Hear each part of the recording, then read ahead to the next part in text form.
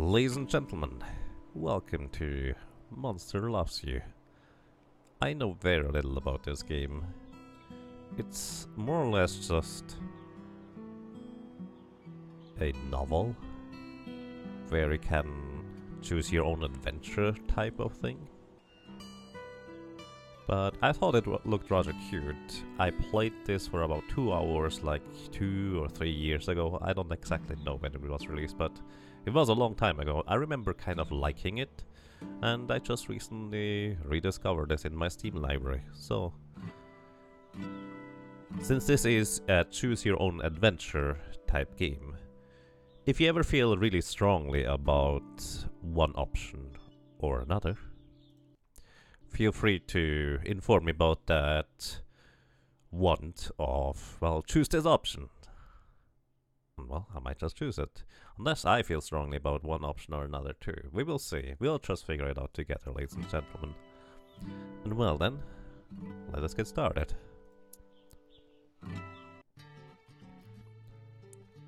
Help me begin your story. How does it go again? Long, long ago, deep in the forest, monster called the Whale Mist. That's right. Long ago, nestled in the heart of the forest was the monster village of Omern. You are born from slime that holds the memory of monsters known for actions and attitude, words and thoughts. I like words and thoughts. So, by the way, if the background music is a bit loud, feel free to let me know too. You are not awake yet, but soon your first eye will open. Your simple dreams will give way to life itself. You dream of helping the sick and soothing the woeful, outsmarting everyone else, speaking true when others lie. Give me a second, need to clear my throat.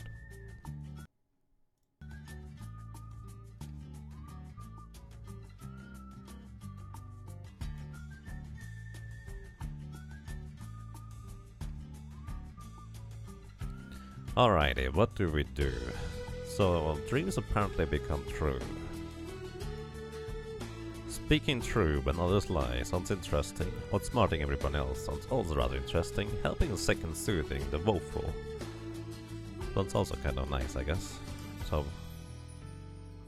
in a sense, we are an outstanding monster. Because we're going to be a monster. One way or another.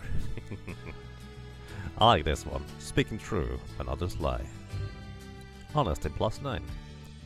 Your body is turning and twisting, growing solid in the middle of a great vat of green slime. It's time to be born. Okay. Be born. Click. You awaken in the thawing season when the ground is soft and wet. Onward! Your eyes open.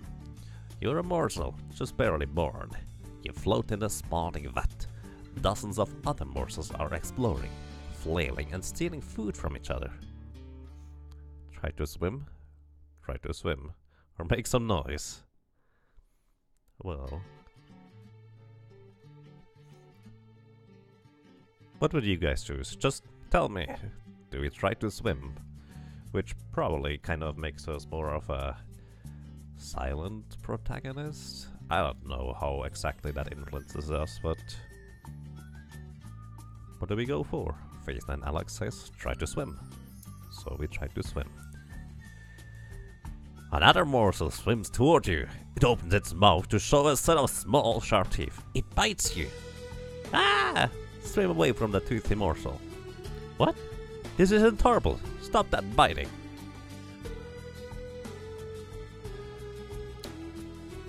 I feel like the correct course of action would be to swim away immediately. But Phase 9 Alex says this isn't horrible. Well, there we go, already romped indeed. What? This is intolerable. Stop that biting. You pause, unable to believe that another morsel is trying to eat you. After a moment, you snap out of it and start to move again.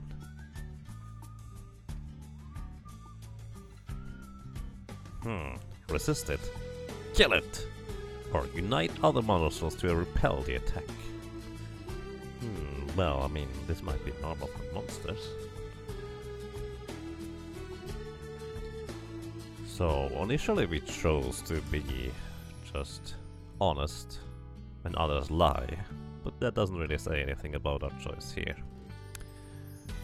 Unite the other morsels. Lead the rebellion. Alrighty, we are going to unite other morsels to repel the attack. Honesty +9. More honesty. You speak. Your words are simple, but some of the morsels understand you. They converge on the biter. This aggression will not stand. Your tiny, slimy flotilla frightens the bad morsel away. It retreats to the far end of the spawning vat. Patrol the vat and look for more trouble. We have a little group of rebellions and trouble waykeepers? That's not the correct. Whatever. Splash, flutter, splish and squeak. Another morsel is too weak to swim properly. It's sinking toward the bottom of the spawning vat. Well, ignore it and swim on is what we could do. Just... well, that's the way of monsters. Too bad these things happen. Well...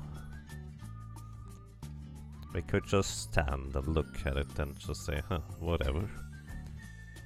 Or we could take action. Oh no, that's horrible!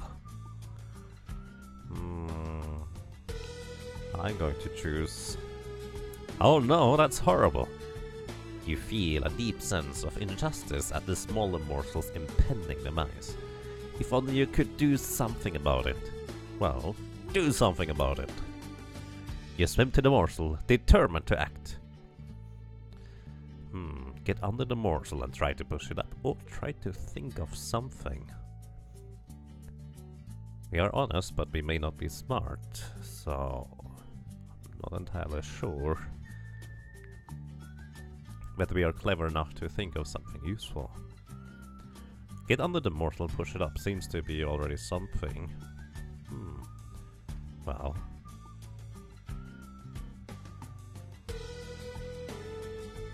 I would say let's get under the morsel and try to push it up. Maybe that will help it.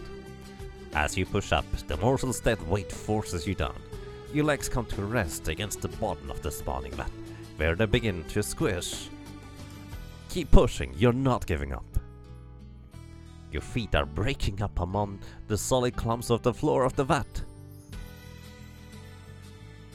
Uh-oh, time to give up? Or still not giving up? This adventure could be over already if we don't give up here.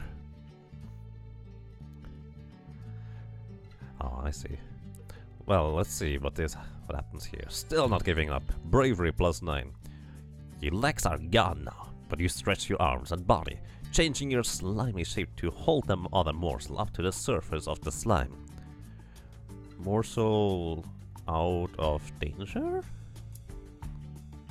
Yes.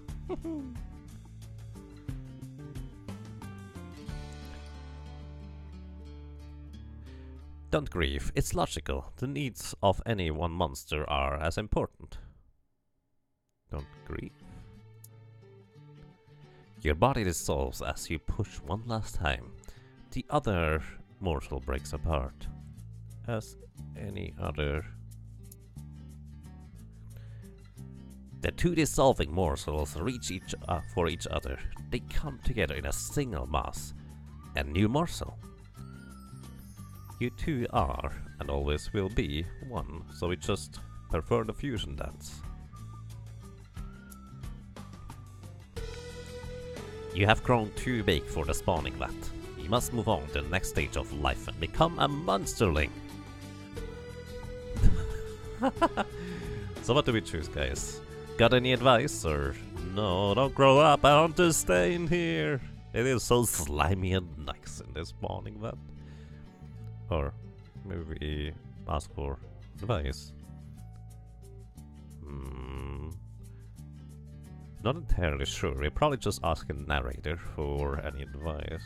Or maybe we just want to stick around and Swim in the slime forever. After all, we have a little rebellion down there too. You kind of want to say what happens if you say no? Let's find out. No, we don't want to grow up. Bravery -1. Growing up isn't something you can fight, little one. Oh, okay, bravery -1. You have grown too big for the spawning vat. You must move on to the next stage of life and become a monsterling. Now for real. Got any advice? You're going to get into trouble, which is great. Exercise your bravery, cleverness, ferocity, kindness, and honesty. What kind of monster will you be? Indeed. To the Brute Cave and adventure. Who is that? Kind. Yip.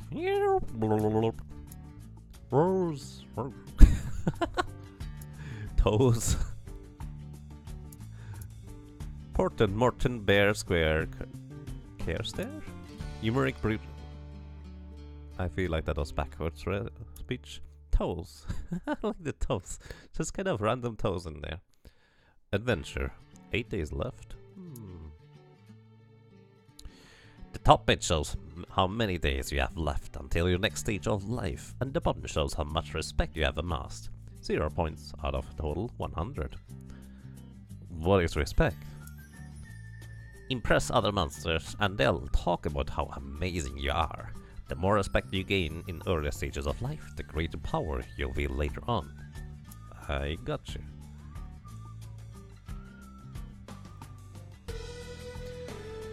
Alrighty. Adventure. Choose your own adventure.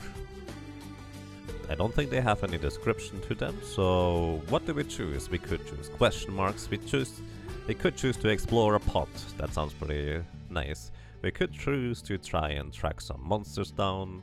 I don't actually know what those do, by the way. We could choose to try and brawl and fight with some minions. We could choose to just, well, grow some feathers and become a flying monster, I guess.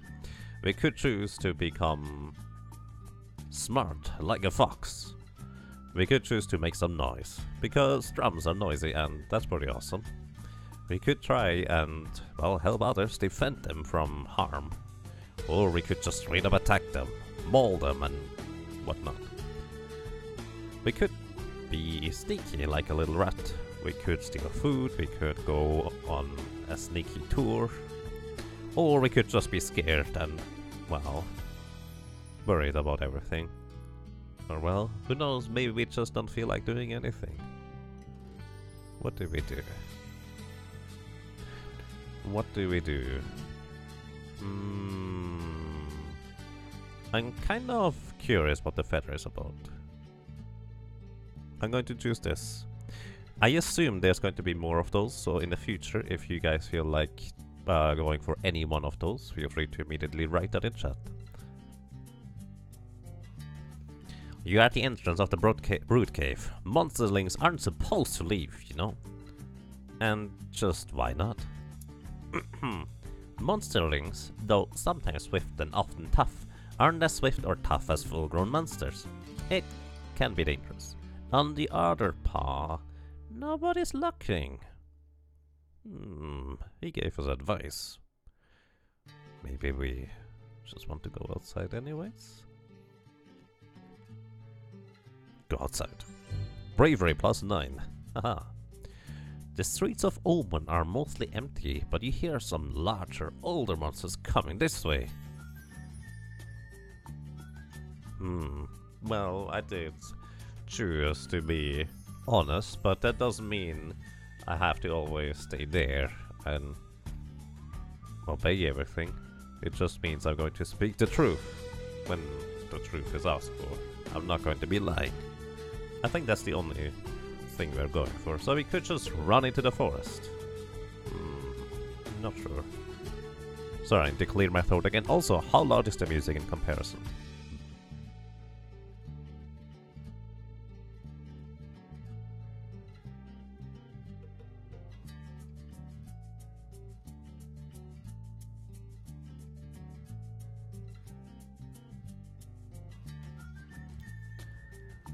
Alrighty. Should the music be a little bit less loud, I take it? We're out already. Time to forest. Run, forest. Run like the wind. Bravery. Ooh. That went all the way up. Or pretty far anyways. Ha! You are an explorer in a miniature form. Look at that. Bird's nest. And trees too. And green stuff that isn't lichen or slime. Huh. What could that be? Steal eggs from the birds. No. I'm not going to steal. Turn around and head back to the cave, since that's our only other option. Many of the monsterlings are fascinated by your tale. As you finish the telling, you see an opportunity. Just tell them the truth. Honesty plus 15. Hooray! The crowd breaks up after a while. You miss an opportunity to really impress them, but everyone is still talking about your bold expedition for some time. Okay.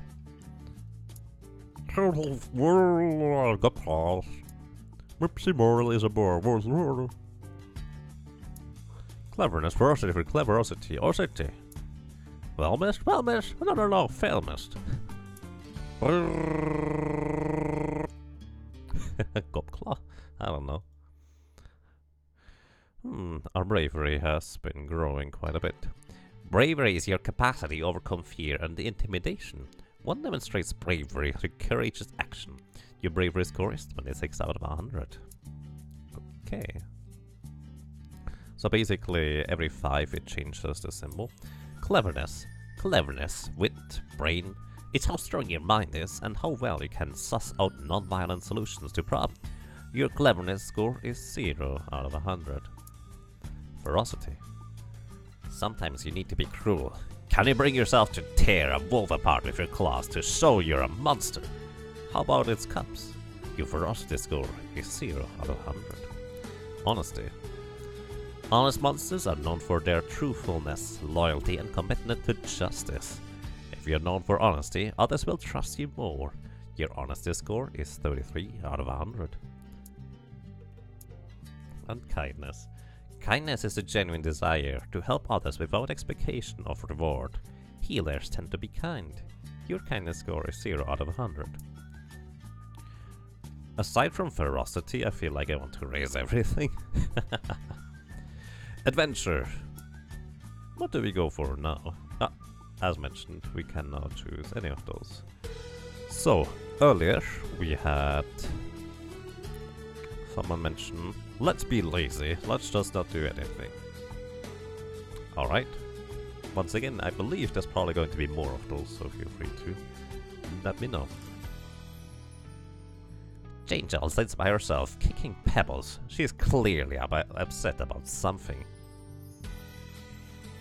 You live in the smallest cave, the smelliest cave in the world. What could be wrong? Angel frowns. I had a bad dream. I cried in my sleep. Weemy harmed me, and now he's telling everyone I'm a fraidy morsel. Help Angel with her Weemy problem. Tell Angel she should deal with it herself. Shake your head and then change the subject.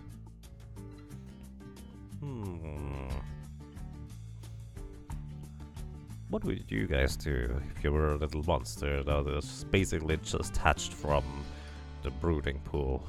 Or well, the vet. Pottery adventure seems like an excellent choice. Shield.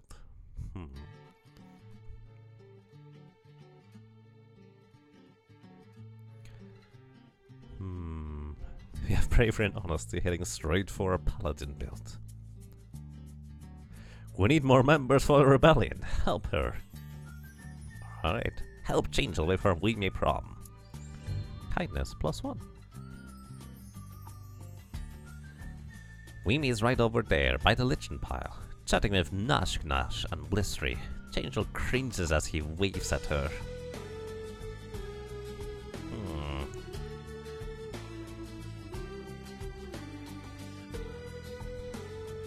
How do we approach this? Get Weemy alone and talk to him. Confront Weemy in front of the other monsterlings, just in the public and open. Explain to Angel that it doesn't matter what Weemy says. You are your own monster. It was plus 15 actually? Oh, I see.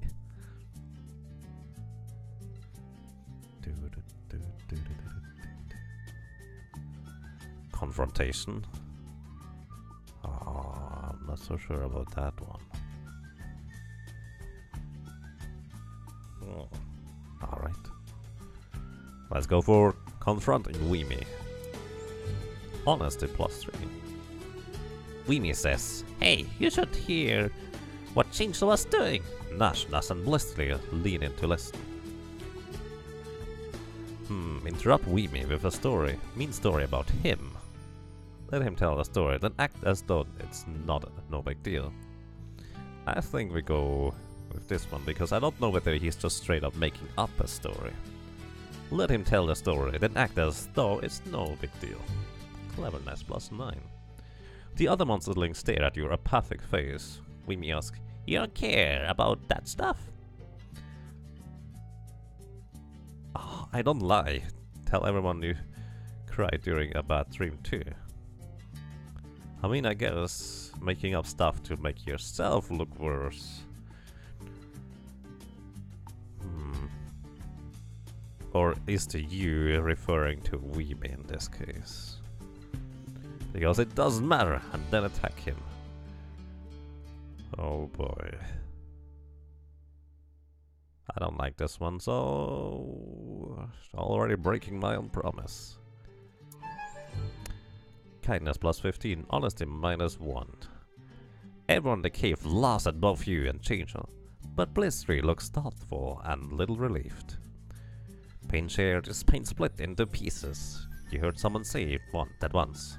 Something like that. So what's the next adventure we choose? Penny for your toes, toes, toes, toes.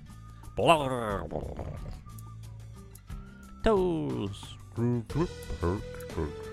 Jaggery, bit but bomb. Alrighty. So we had earlier, someone mentioned, let's see, pottery adventure seems like an excellent choice. Alrighty, let's explore a pot, or whatever that might be. You, Nash, and Blistery are wrestling near a big clay of jar. You knock the jar off its ledge and it breaks into 100 pieces. You catch Elder Marnus out of the corner of your eye. It was my fault, confess. Take the blame for your friends. Make good and repair it. Stay mum. Nobody asked. What are we going to do about it?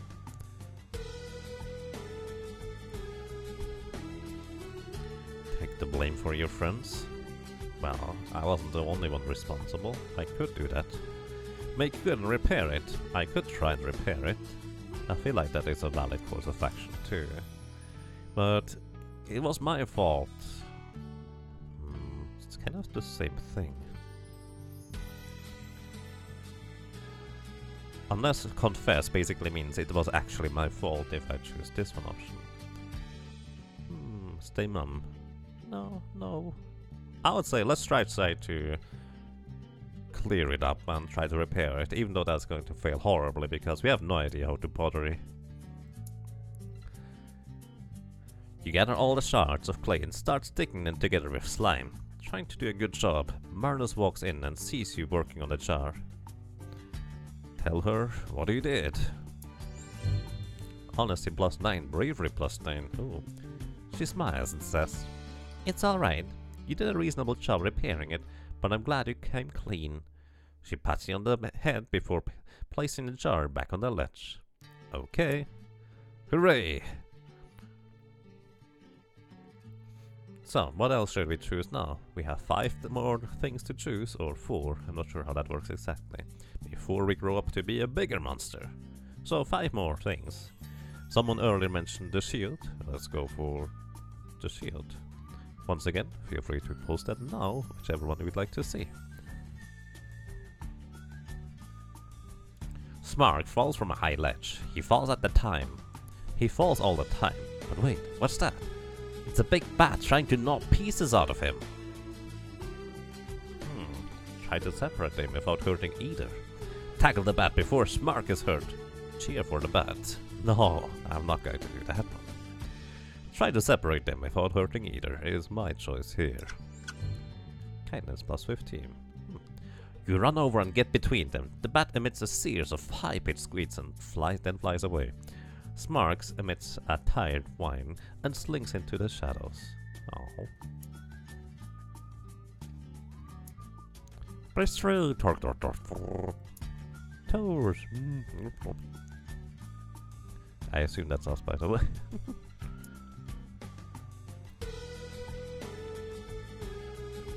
To char his art now. I guess so. You're halfway towards leaving becoming an adolescent. Firm up your personality as much as you can.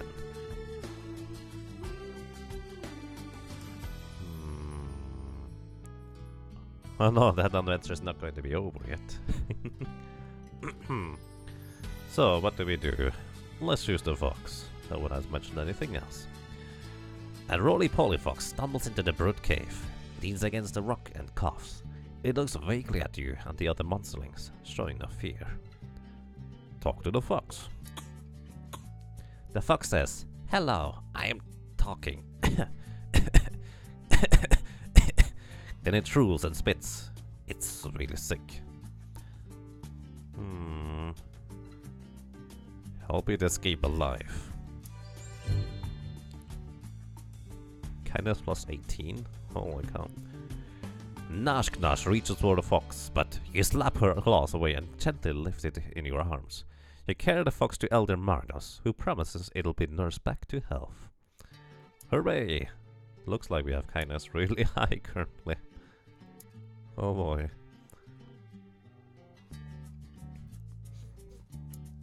So, what do we go for next? Let's see. We could get into a fight. We could trace some footsteps. We could look at a rat. Didn't slaughter and eat the fox? Nope. Fox are my friends. Some of my favorite animals, so I'm not going to do that, no. See, fox isn't delicious. No, fox are friends, not food. Since we missed eating a fox, maybe we can eat a rat. Well, let's see what happens with the rat. The rat seems suspicious. Some of other monsterlings are stuffing slime and mushrooms into a rat's mouth. Nash Nash invites you to join the fun. It's gonna go boom! That's horrible. That's horrible. Intervene. No. Nash Nash pulls the rat out of your reach and says, "You think it's bad. What are you going to do about it?" Rescue the rat. Ferocity plus 9, kindness plus 9. You step forward and kick the rat out of Nash Nash's grips. She laughs and says, "Alright, a fight!" You flee from her claws, bleeding. Stupid Nash Nash. Lure her away. You forget Nash Nash is your running feet. You forget Nash Nash as your running feet carry you down the side passage. A trickle of moisture on one wall was created a huge patch of salt. Oh, salt, it's so salty. Lick it, it's good. You lick the salt, then your wounds. What, it stings! But the flavor is so intense you don't mind. Soon, your cuts have healed. What?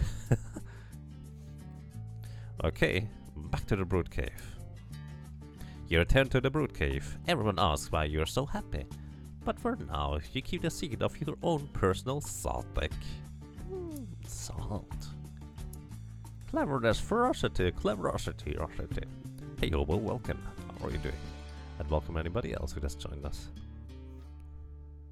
That did not go the way I expected? Yeah. I have not seen the Wreck-It Ralph trailer at all. I don't remember when I last watched any trailers at all. Salt the wounds, it helps. Apparently it helps the monsters. So, what can we go for? Interesting enough, I would like to have more cleverness. It's only at 9. Our kindness is ridiculously high. We could probably max it out already here. Bravery, I guess, is nice. And honesty is kind of nice too. Ferocity, it's there, but how can we become more clever? What do you guys think? What do you guys think is a clever thing to go for? Maybe the question marks. You need to be clever in order to confront what is unknown. Or something like that. I see. I'm doing quite excellent indeed. Smark sits quietly by himself in the furthest, darkest corner of the cave. He's slumped and deflated, like a float pot missing half the gas inside. His eye brims with slimy tears. Oh, I assume that's Smark.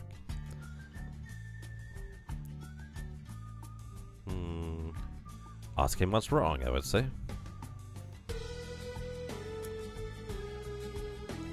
Smark looks down at his body, which isn't roly-poly or muscular like other monsterlings. He's sort of scrawny and weak.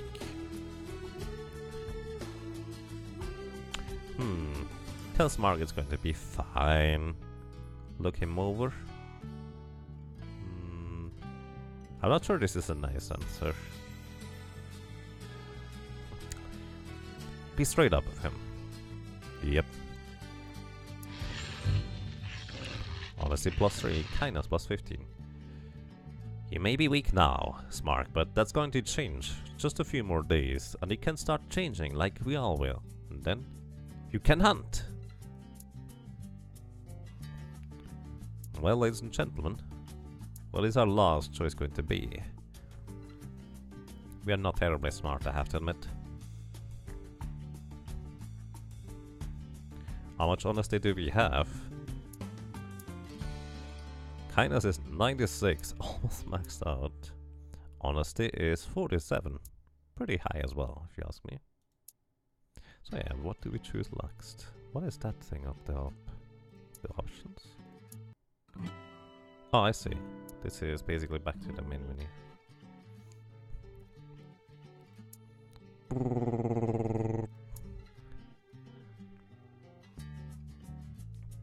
Oh. We have different choices now.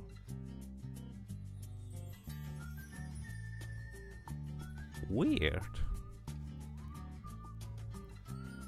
They change indeed. So we have a goat, we have a mouth, we have digging, we have rocks, we have a mean look, we have a smirk, we have a goblet of liquid. Digging. Couple of purple stuff already. I've chosen quite a few of yours, Face 9 Alex. I hope you don't mind. Let's go with the purple stuff. Eat the goat.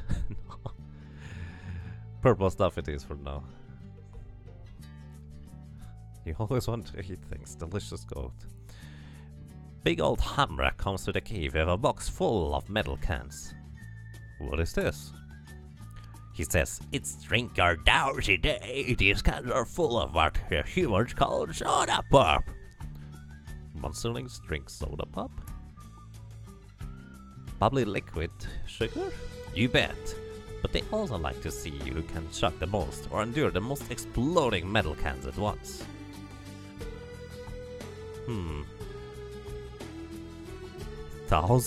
See how many exploding cans you can withstand. So do we drink or do we douse?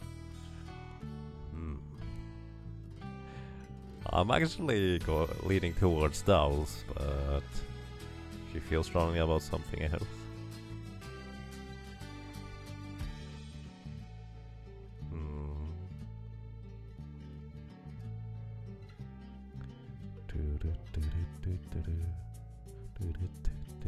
Your ferocity clean. Wow.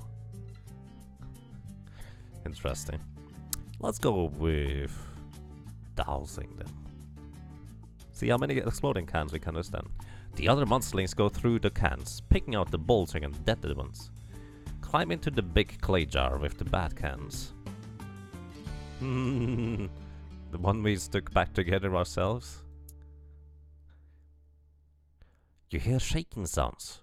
Shoosh, shoosh, and waka waka waka waka, and so on, and more cans are piled on top of you. Oh, maybe this is a bad idea, let me out.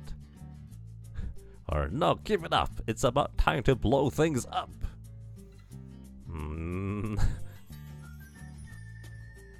You know, I would My character would choose this, but this might be more fun.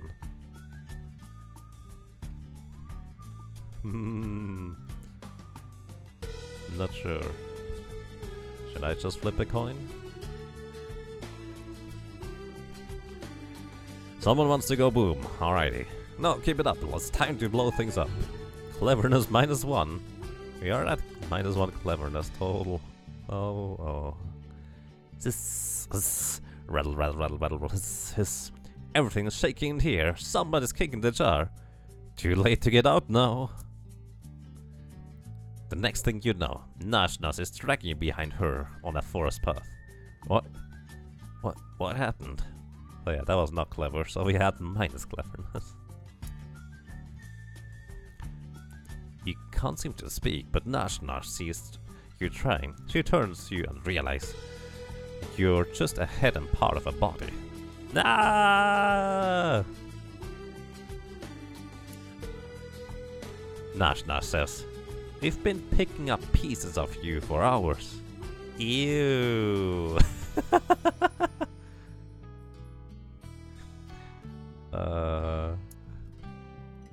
Okay. Elder Hammerak says, "You won, little monster. Now let's put together your piece and see if you heal." Wait, he doesn't know if monsterlings can heal from this? Yeah. Look, you raised your claw. You're recovering. Doesn't that make you happy? Sure. Oh, we have one more adventure? Oh, no we don't. Oh my, you wake up and you find you're no longer a little monsterling. You're growing up. Wow.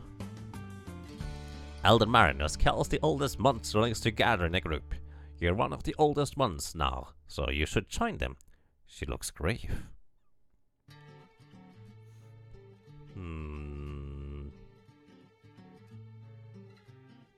Curious. Hide and watch. See what's going on, I would say. We won. Yes, we won.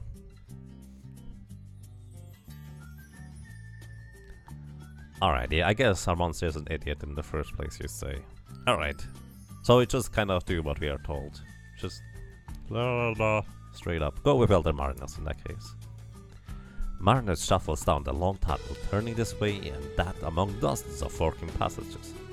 Well, let's just keep going. Marinus stops in a warm, humid chamber with a pit in the floor.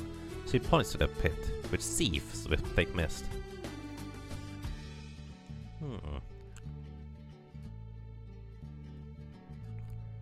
Well, maybe she has something to say. She just points at it and we look at it. Wait for her to make you go. Maris pushes you in with a sweep of her tail.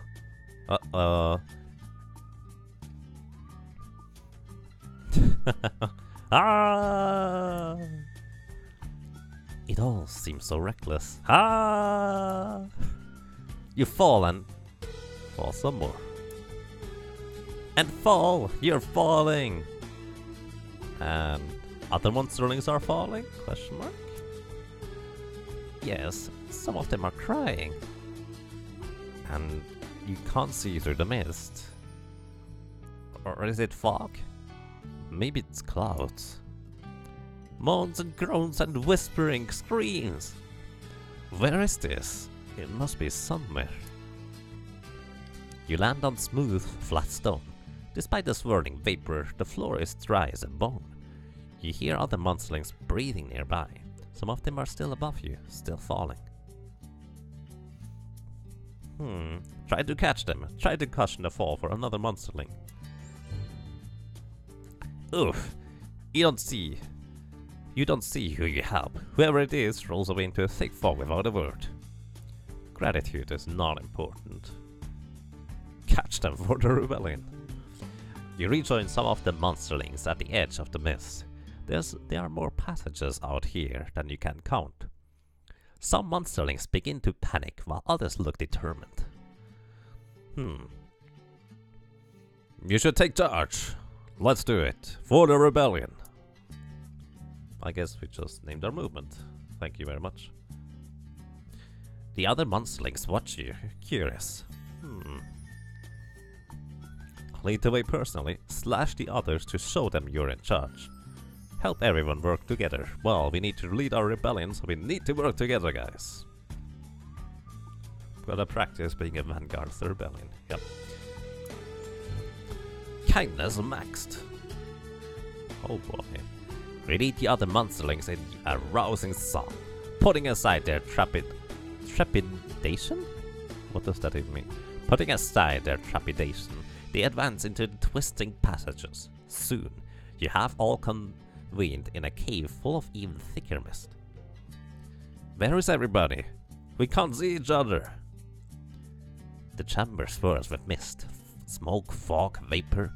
Except it's not any of those things. It's ghosts! Hundreds of them, large and small. They're everywhere. Spooky. One by one, the pale ghosts begin to turn their attention to you. Their eyes glow different colors. Stand fast. Hello, how are you guys doing? Trepidation is fear? I see, thank you. The ghosts speak in many voices, all hollow and distant, all in unison. They ask you, do you fear?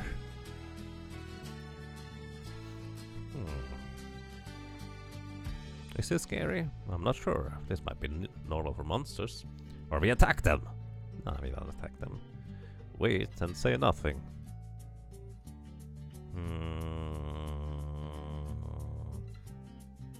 Sing away the ghosts.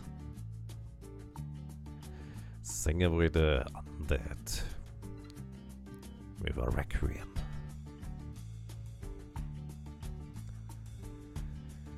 Well, we're going to do nothing. I accept your input.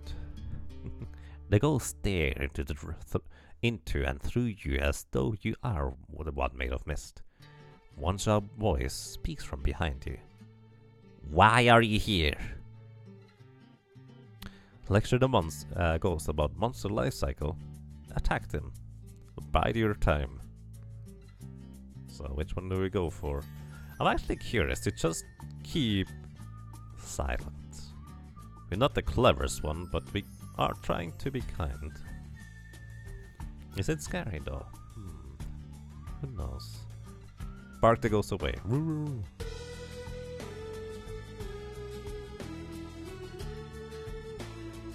I see. Trepidation is kind of like hesitation or reluctance. I see.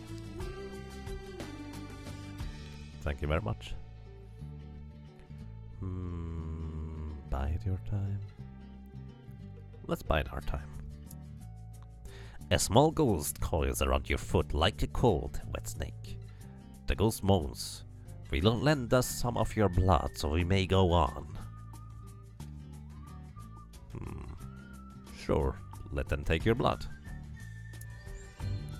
Bravery +9. The ghosts draw closer and closer, unraveling their bodies into ropes of fog, like the tentacles of some great calamity squid.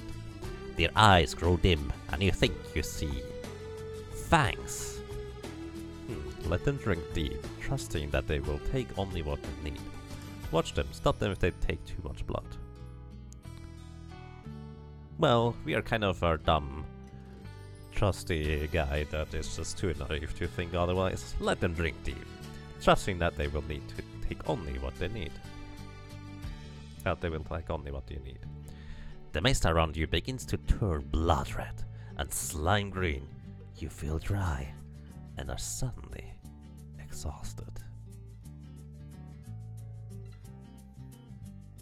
Well, we can just sleep, just relax. Sleep, sleep. End of monsterlinghood. We have 100 kindness, only 8 cleverness, 9 ferocity, 47.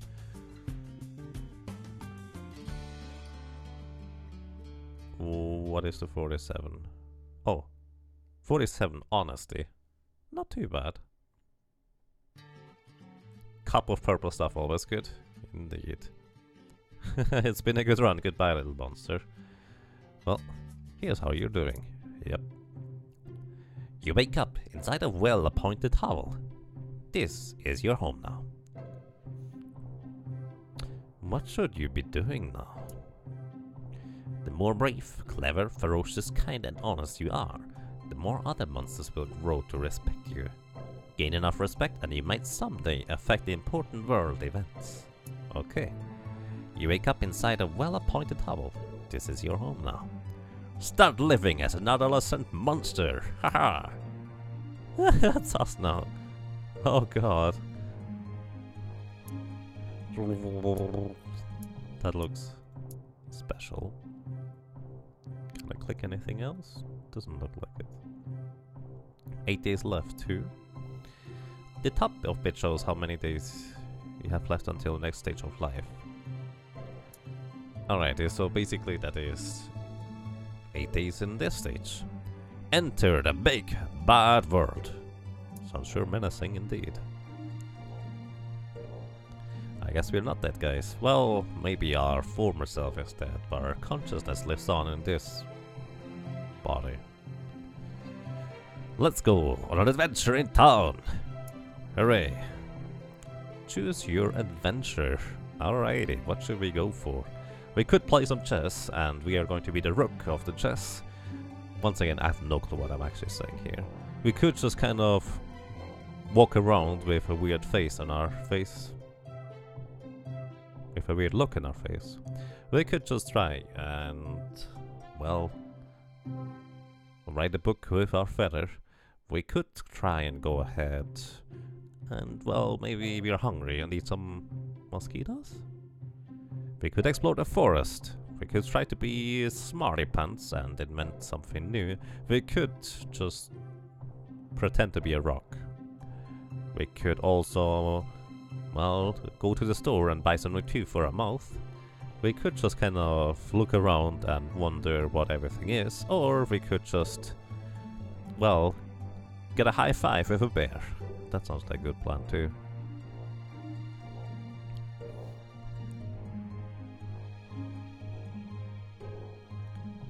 The splotches on the cast look like a little face. They do a little bit. Let's just choose this one. You and Gobclaws are playing Toss the Kitten. You're winning 2-1, then crash! You miss. Toss the Kitten? Oh god. And the kitten shatters Hamrek's window. Oops. Well, we stick around. That's what we do. Hamrek comes crashing out his hovel, still half asleep but all the way angry. Who did this? I'll drown in the spawning vat. I cannot tell a lie. Hamrek whirls and glares at you so hard that you feel heavy and hot. His eyes begin to shine with a weird red light. Oh, really?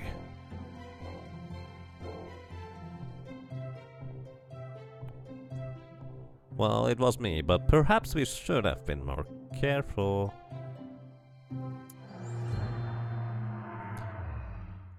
Hamrek yells until he gets tired.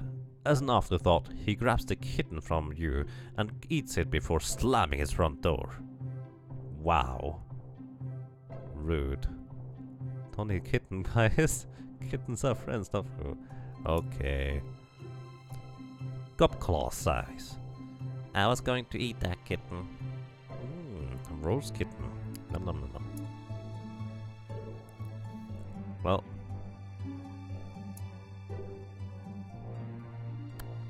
I guess we're a monster after all, so it makes sense. Let's not think too deep into this. We were really deep in the spawning vat after all. Metal Bear, thank you for the host. Let's see. What do we go for next? The Tooth Fairy? Alrighty, let's play Tooth Fairy. As you're walking down the street, you feel a stinging sensation. Something just bit your foot. Get it off! That would be my first reaction, just kind of shake the foot. When you look down, you see a small pile of human teeth in a small wire mesh bag. Some monster must have dropped them. Human teeth?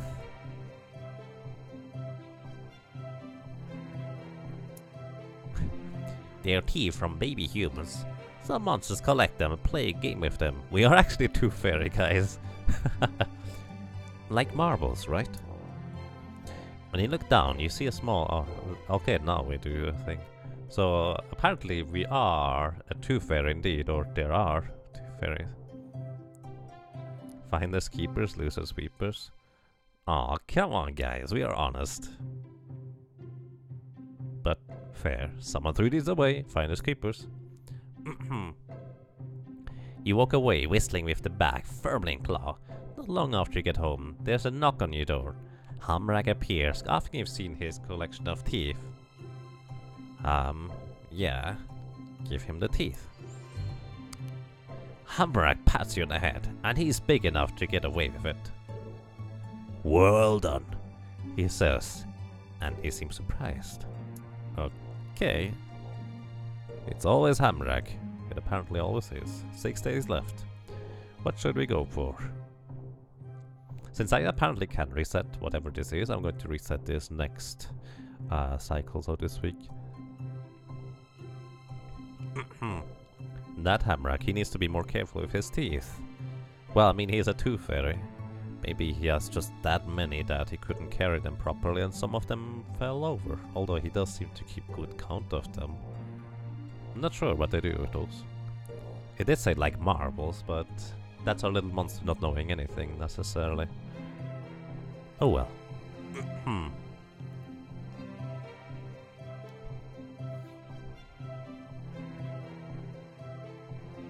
Let's donate more blood to the mosquito.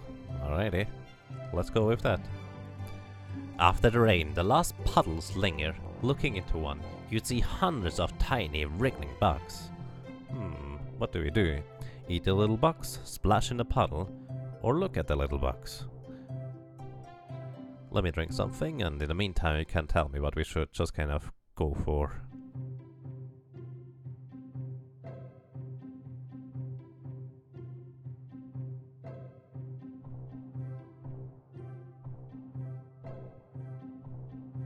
I mean, I'm kind of partial to just splash in a puddle because that's a reasonable reaction.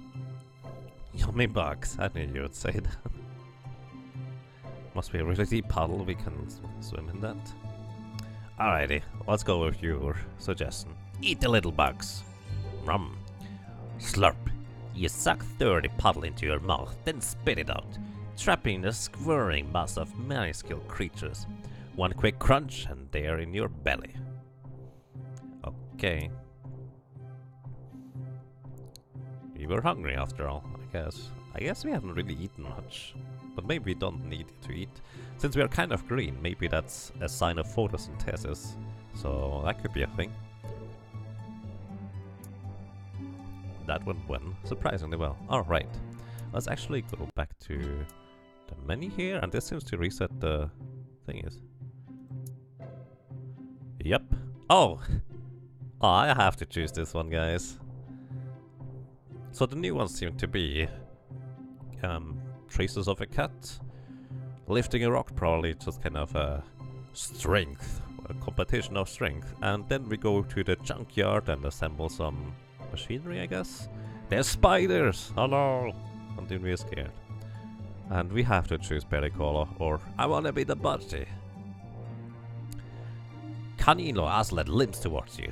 He points one huge eye at you and cackles. I got a shock working on the power line and it still don't let me out. Ask him how dangerous it is.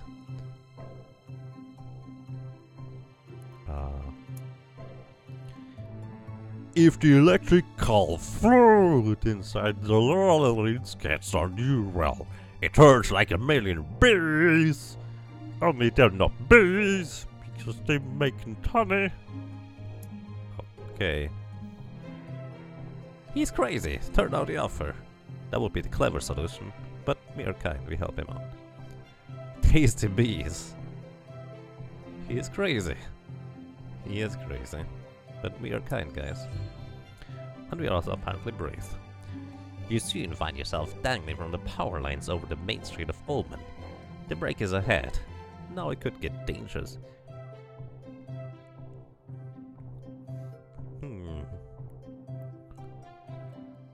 So this would probably be more like bravery, and this would most likely be clever. Well, we're not that clever, realistically, so get out there and fix that line fast. You scurry out onto the power line and patch it before much electrical fluid leaks out. Some of it gets on you and it hurts like crazy. Okay.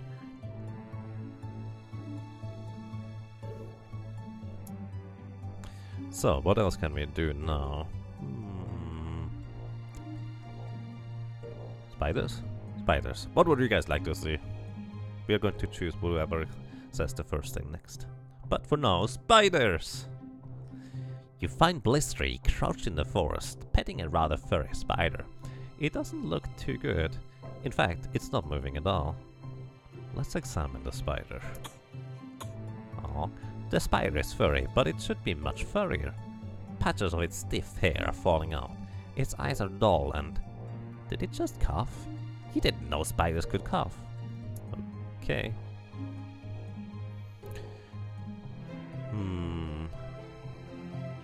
Encourage Blistry and move on. Help Blistry help the spider. Prod the spider awake. With a stick! No. Help Blistry help the spider. You take a moment and assess the situation. There's a whole web full of equally large spiders in the alley besides the Blistry's hovel. Dang.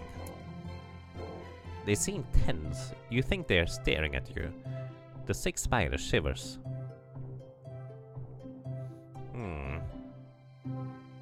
Go find some medicine, feed it some flies. You know, we are just kind of that kind of monster. Food is the solution to everything. You scurry off to Nash Nash's hovel, and where there are always dead flies around, and scoop some up. Get them back to the spider. Soon, the spider is cracking them with its little mandibles and sucking out their juices. Blistry is visibly relieved. Nice! Okay. That would probably have been kindness, but we have it maxed out already anyways. That's okay. Slimy, slimy, slimy, slimes. So, what do we go for next?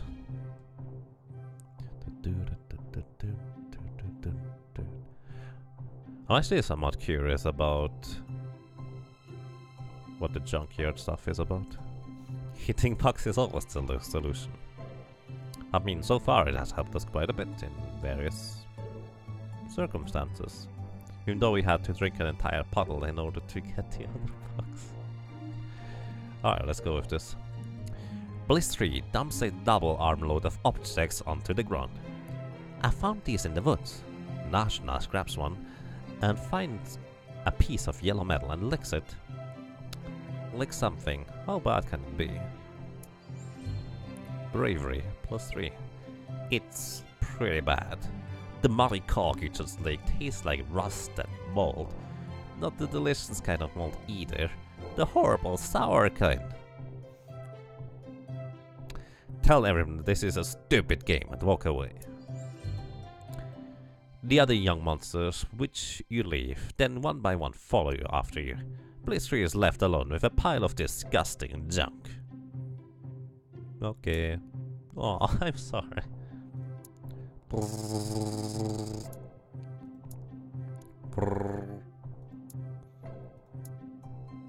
So what should we go next with? Let's actually reset the options once again. Alright, we're back here, but we have clouds. So there's 2 days left, that means 2 options more we can choose. What would you guys like to see? Choose one of those. I'm going to choose clouds for now, and in the meantime, well, tell me what you would like to see. Poor Blistry. Yeah. Suddenly, a stinging rain pours down. Everyone scatters and gets under cover, even Blistry and Smark. How bad is the weather? It's just rain. Water falling from the clouds. It does hurt a little. Stings, you know? Ow. Ow! That's like 100 needles on your hide. A brave monster likes to feel the nature on its face. Yeah, and a wise monster has enough sense to get in out of the rain. Fine. Sometimes really hard rain like this has been known to get stuck under monsters' skin, like little splinters, and then you can hurt for days. I got it. Well, that's not a clever thing to do then. Fight that clown. Well, run and cover under with them, I would say. That seems to be the clever solution. And indeed, cleverness +3. While the rain pours down, you cuddle with Blistery and Smark under the bleachers. Play a game. I want to play games, guys. You take turns opening your mouth to the falling rain, trying to suck up all the drops. Unfortunately, you choke and spit a mouthful of water at Smark. Uh-oh. I'm sorry. Apologize. Blistery spits water on you. Smark splashes a puddle at both of you, and you all spend the rest of the storm making your own fun in the pooling water. Okay, apparently that water doesn't hurt us, only the one from the rain. Last one left. What do we go for?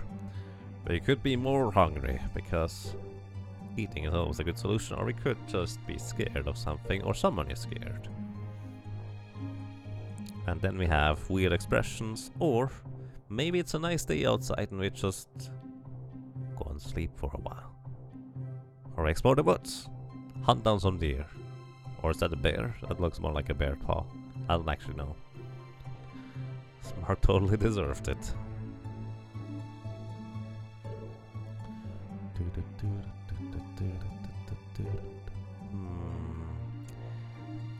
Let's see. I'm kind of leaning towards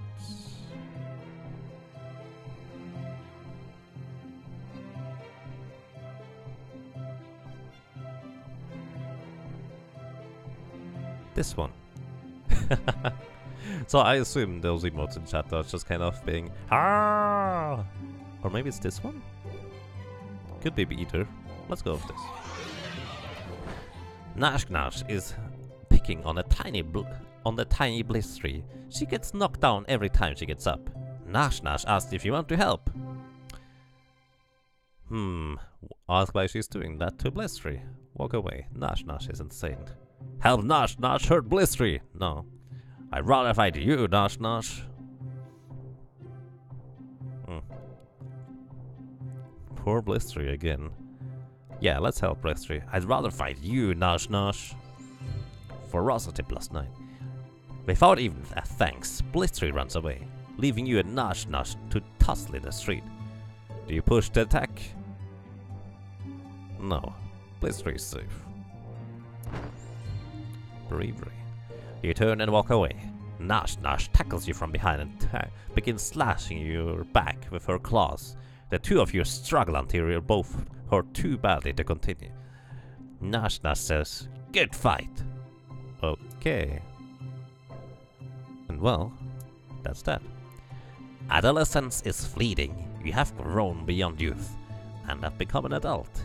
Yes. You've been dragged from your bed by your friends and neighbors. Trying to sleep here, fighter. What? Who the where, why, what now? What? They tell you it's time to grow up. You are taken into the woods. Okay. The neighbors throw you into the center of a great circle of monsters, all older than you. They whisper to each other, then look at you, then whisper some more. Get on getting on. Go on, guys. The monsters murmur and mothers spit and snarl. They're deciding what best defines you as a monster. Take a nap. I mean, we've been woken up rather rudely.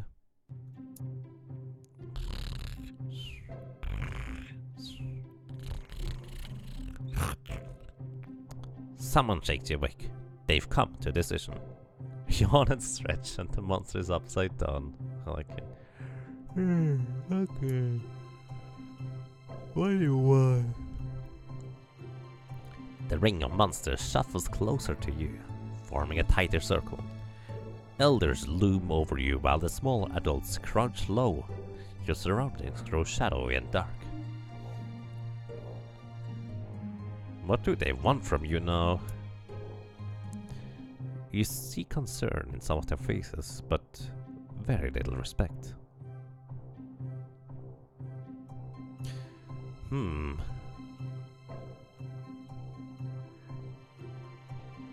Does a monster need respect to grow up? Not technically, it just needs time. Wait for them to assign you a task. So what? Does a monster need respect to grow up? Come on. You can become an adult without earning any respect, but when the time comes, all too soon, to become an elder, you'll be dissolved and pass away without it.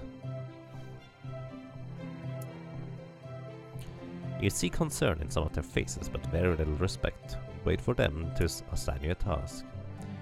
It is immediately clear to the crowd that you are very kind for a monster. So nice of them to think so. You are sent into the goat pit to groom the scapegoat. The goat is unusually unruly and angry today. Make the goat submit to your hygienic practices, or let the goat freak out and calmly groom it. Requires kindness. We have that. Respect +1. You let the scapegoat butt you with its horns until it's tired. Then use your claws like clippers. You give it a nice trim and pick off some tasty parasites. The crowd is impressed.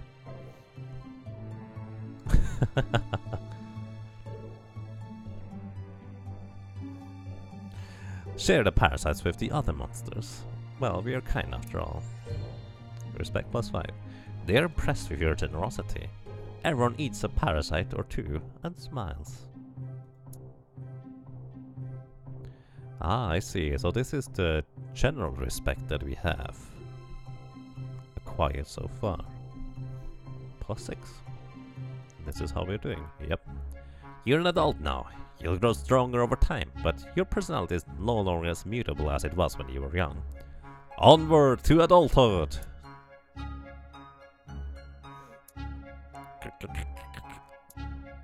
You're still a ball of slime. Eating bugs is always the right decision. I mean, we did have some bugs. We just shared them with others too. This game teaches important lessons about bugs. Eating them. Politic with monsters. Explore the wilderness. I don't like politics. Let's explore. Choose your adventure. What do we go with? Snakes! Let's go with snakes. Once again, if you have anything you would like to see immediately, feel free to let me know. Snakes! You take the lead on a hunt in the wilderness, but you've become separated from the group. Suddenly, you catch the sight of something. There! Where? Within that thicket. Rumor has it that an especially large, clever snake tricked Nash Nash, biting her and made her sick for days. And it's right there, waiting and watching.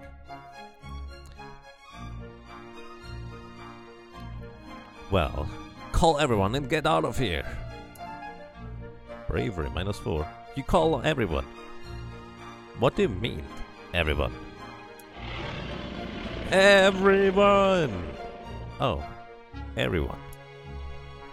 You gather everyone and retreat back to Omen. Nobody kills the snake. It may forever lurk in the paths of the forest.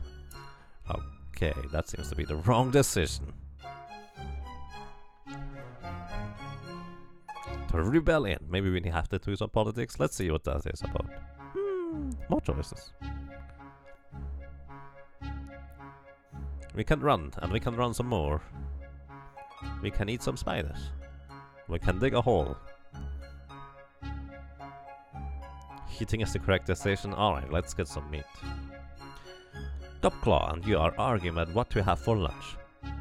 She got the pig last time. Suddenly, your favorite food flies down from the sky and perches within arm's reach. The magpie chirps. Have either of you seen a cornfield around here? Your stomach growls. It's... Scream at flea. Why was that bird talking?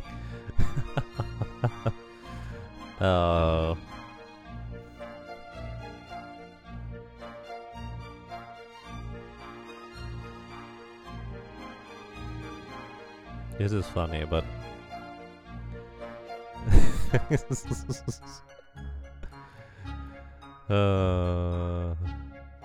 Eat the bird, of course. You guys want to eat the bird. We help the bird. It's tough, but help the bird. Through gritted teeth and a sheen of sweat, you coolly tell the bird where to find human cornfield. After it flies off, Gobclaws asks why you did that.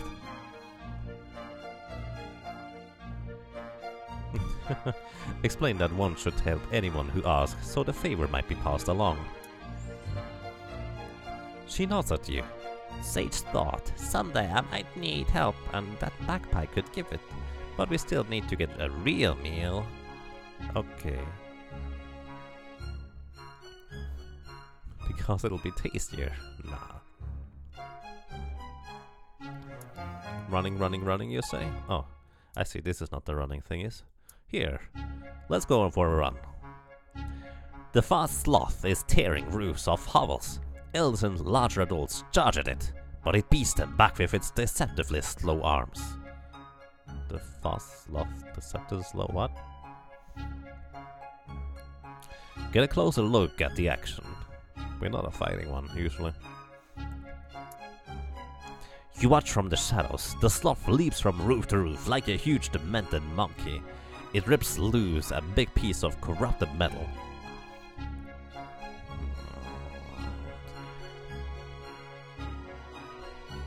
Time for combat. Bide your time and stay hidden for now. Let's see. You realize you're the only monster left in the area. All the others are far away. Some out cold, some are just huddled out of reach of those huge claws. Attack! Attack now! The sloth hardly seems to move, but it slaps you with a set of claws as big as your entire body. When you wake, the sloth is gone. Whoa! It really is fast and big! Other monsters are recovering from the fight. Thank you for helping. Okay, we get some respect for that. Get that sloth! Sloth, that's so weird. Alrighty, what do we go for next, guys? Explore the well mist. I'm curious about the goat. I like the goat, it was cute. Once again, if you'd like to see anything, feel free to let me know. A squirrel hops into a pool of sunlight, bright-eyed and bushy-tailed, ready to bury nuts and make something of itself. You drop on it from a branch, grab it and twist its head off. Wow! I guess we're a monster after all. Delicious decapitation! A young wolf suddenly leaps in front of you, snaps the squirrel out of your claws and runs off laughing and barking. Wolves can bark now? Isn't that only dogs? I'm sorry, I like that response too much. She must be multilingual, plus it looks like she's faster than you. Okay. Turn the tables on the wolf. A second squirrel creeps up and pokes at the discorporated head of the first one. You grab the new squirrel and chew on it a little, thinking. Show everyone in Omen that you're smarter than this wolf. That is exactly something someone would try to do that isn't particularly smart. We are not particularly smart. Ooh, now we are smarter.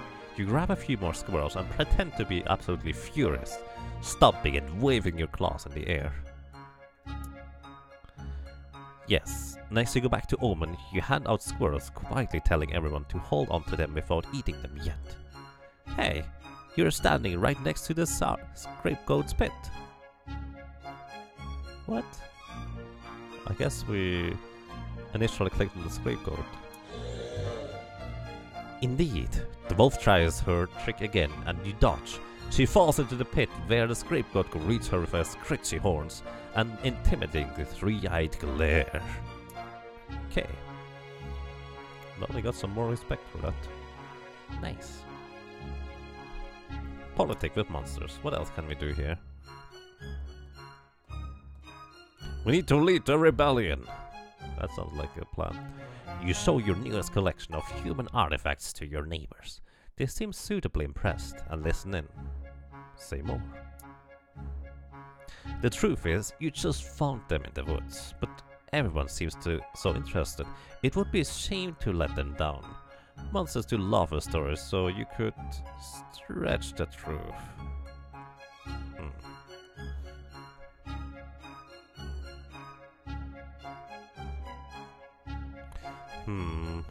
Tell the straight truth. That is our little character here. Honestly, plus 15. By the time you're halfway done with the tale of your peaceful walk back to Omen with the artifacts, Hamrag is asleep and everyone else has come home. At least you were true to yourself. Yep, we could have probably gained some respect with a little lie. Is there more running? Alright, let's go for some more running. Once again, anyone wanting to have any of those, feel free to let me know.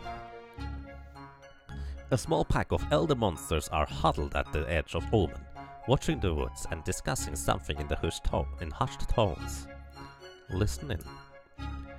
Elder Hamrag is saying, "This could simply be a rumor. We don't know they're out there for sure."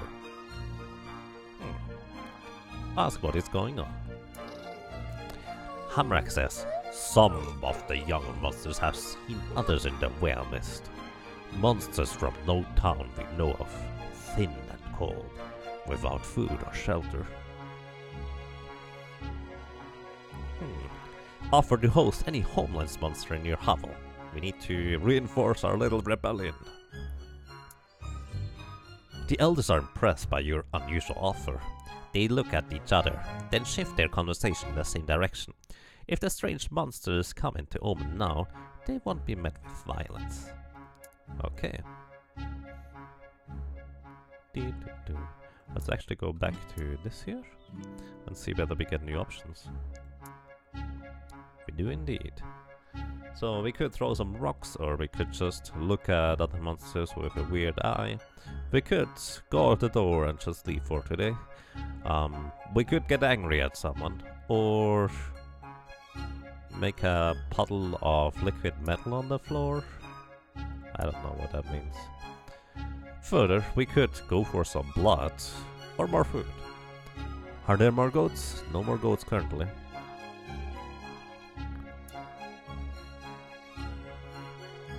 So if you wanted to play the game or just gain respect, it would be reasonably easy to figure out what would be the best option for respect, but I like just going with what our little monster would do. Because he is just stupid, naive and honest, although he has grown a bit more clever.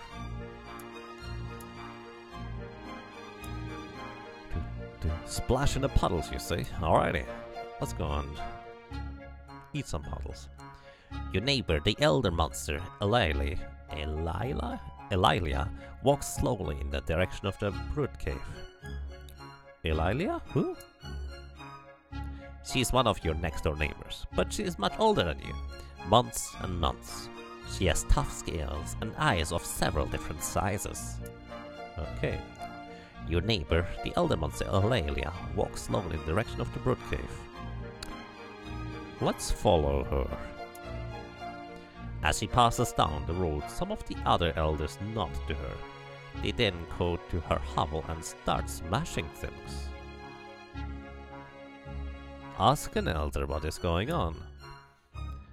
Greatblade stops tearing apart Elalia's dining room table and says, "She feels herself begin to dissolve. She's going to release herself and become one with the slime, the spawning vat." Oh. What happens when monsters dissolve themselves?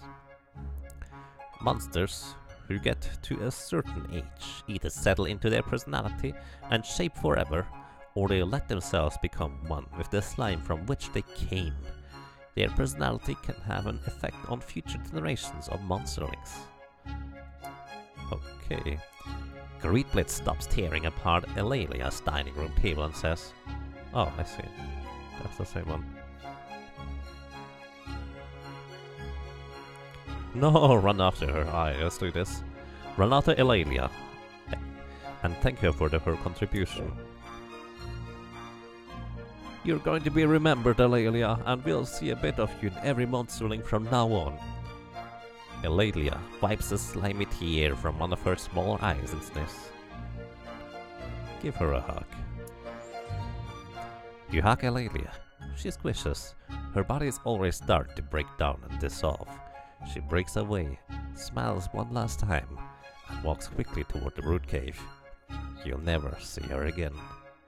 Okay. Oh. So this is what happens when we don't gather enough respect, I guess.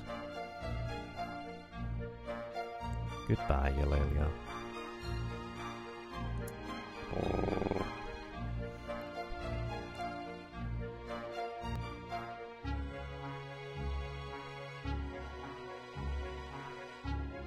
I mean, it was more of a okay type of okay in this case. Let's see, what can we explore in the Veil Mist? Food! Food is always the right choice. As you explore the Veil Mist, you notice that the air smells faintly of gingery bread.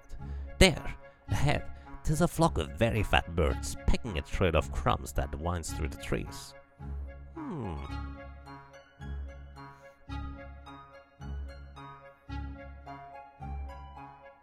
Follow the trail of birds and crumbs, I would say. Let's just see where that leads to. It leads along twisting paths you never knew existed. Deep in the forest, you come across a rickety human house, which smells of baked goods. You hear human speech. 2 children are prowling nearby. Examine the children. Wait for the children to leave the baked house. Eat one of the children when you will get a chance like this again. Oh god.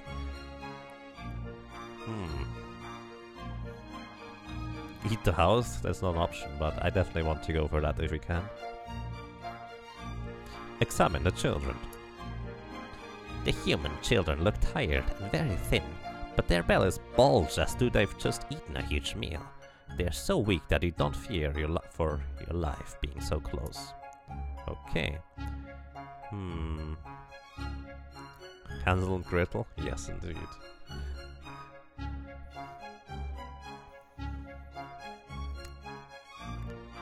Eat them? No.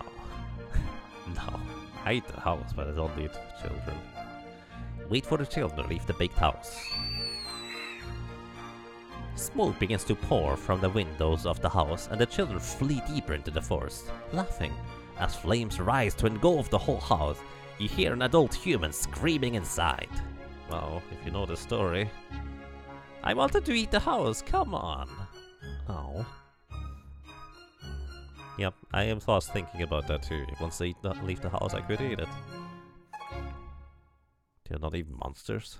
Well, we are the monster.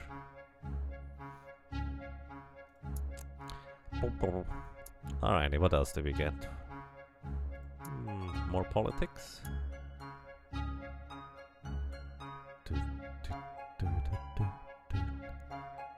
The house was overbaked after they lit it on fire. I guess. Yeah. Alrighty, let's go out the door and maybe make friends with a new door? You hear a cry from nearby hovel. What is happening over there? Saswaite, a new adolescent, doesn't understand how the windows in her hovel work. She's trapped her paws under a heavy panel. Wow, that's brutal. Leave her there. She'll chew off her arm eventually. To be fair, monsters seem to be able to reattach stuff, no problem. Free her from the window. You walk over and take a look. This should be easy for a grown-up monster like you.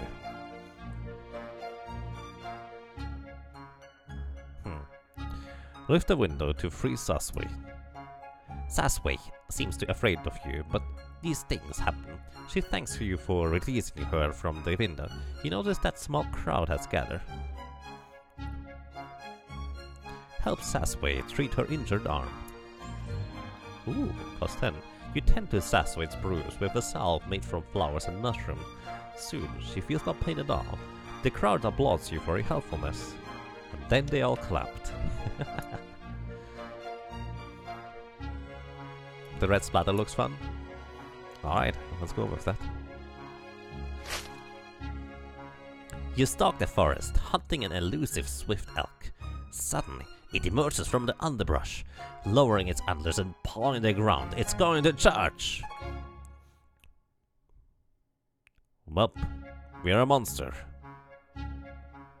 What should we do, guys?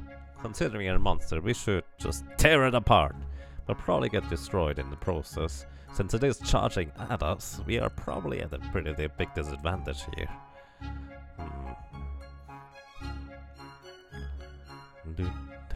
Plushie says tear it apart. Alrighty. I will run away in this case, but let's go with your choice. Bravery plus 15. The elk charges and you duck under it, slashing a hole in its chest. But instead of a heart, you find nothing. The elk turns, catches you with its antlers and flings you into a tree. What the? The elk bounds away. It's unkillable.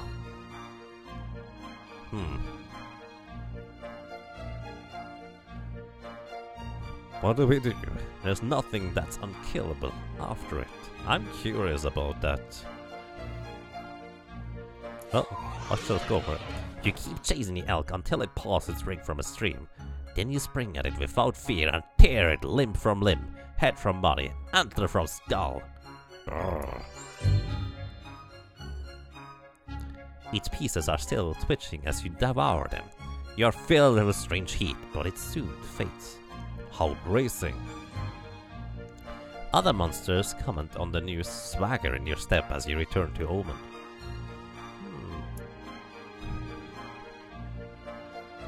Wow, that was a weird one. Sure stat stuff indeed. Alrighty, what can we go for next? Maybe the sword? Let's actually try to see whether we can get other choices. Maybe you guys have a good idea what some of those mean, come up with random stories. Oh, humans. I could go for a human. You got lots of stuff from there, indeed. Ooh, what is that? A spiky ball of clouds that explodes into lightning! That's probably just a fight, but still. Alright, I'm curious about the human. If you want to see something else, let me know. You hear Gritmitten telling younger monsters about the human that almost killed him. It's your pointy paws that get you, he says. Always wait until the knife is pointing somewhere else, then run away. He turns to you and says, isn't that right?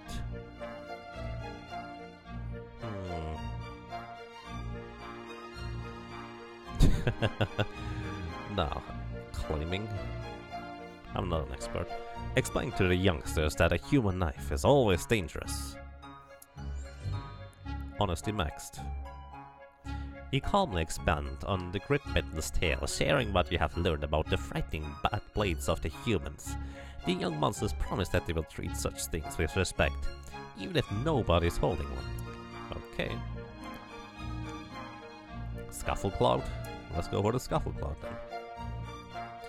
Wild chickens are back in season. As delicious as they are loose in the well mist, and the monsters are all hunting them down.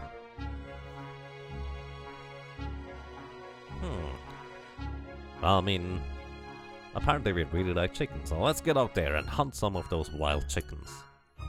Deep in the woods, you're looking for chickens, Gretch, when you literally stumble over a hen guarding a cluster of chickens. The hen clucks and caws at you.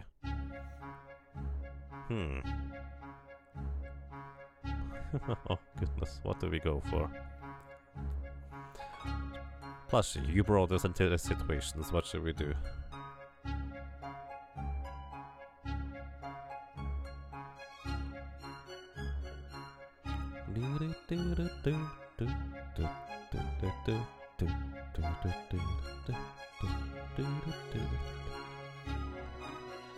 I just would like to point out how this looks like it's incredibly derpy monster. Look at the hen. Alrighty, look at that hen. She's huge. She's the alpha hen, leader and protector of the flock. She has one eye and a host of terrible scars. Okay.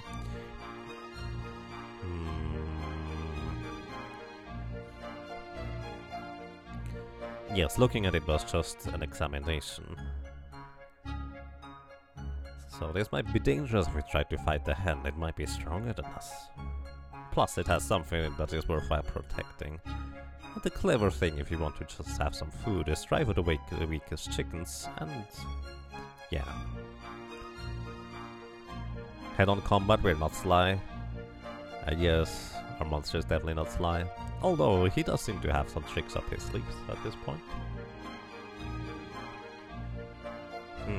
I'm actually inclined to go with this one, just to be smart about it. Or become more smart. Seems like the smart choice to me either way. Or clever, as it were so.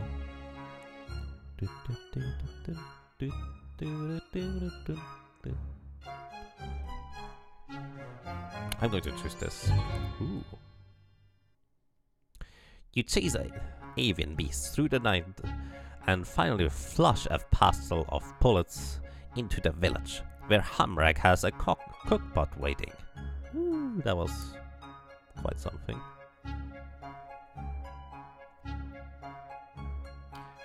Oh, I'm sorry. I didn't realize you would be responding there. Then I would have chosen to fight. But we got a bunch of things for it. Alrighty, what else are we going to do next? I'm curious about the swords in so while. You find a red hood and a basket in the middle of a forest path. A human house is nearby. Funny, you never noticed it before. There's a white picket fence out front. Circle the pretty little house. There's a great deal of blood in the yard, along with a half-dead wolf coughing weakly. Ask the wolf what happened. Woodcarder's friend, you can't trust them. Beware their axes and even worse than knives. The wolf finishes dying. Take the wolf and eat the carcass.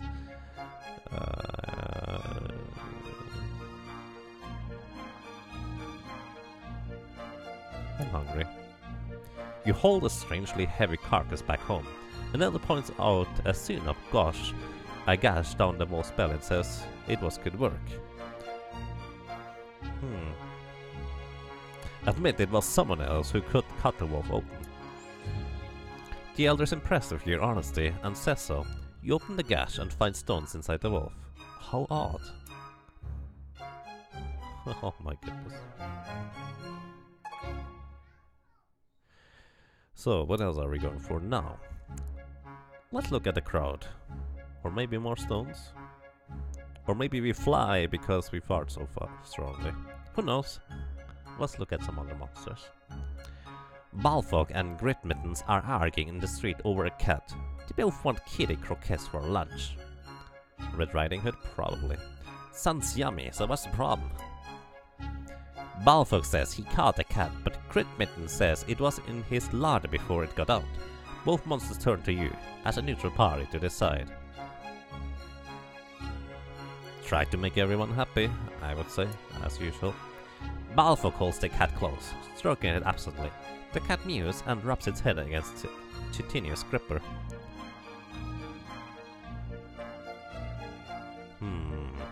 Ask Balfog if just this one sharing is on the table, along with the cat.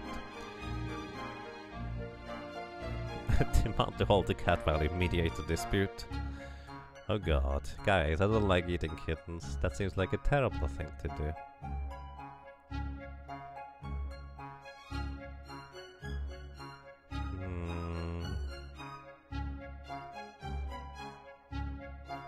Oh, along with the cat? Are we sharing food with the tap? Hold the cat and run away with it. You know we are going to eat it if we choose this one. Hold the kitty? We hold the kitty, guys. Cleverness +3. Balfog stands, hands the cat over to you. What do you think? I caught it fair and square, so it should be mine, right?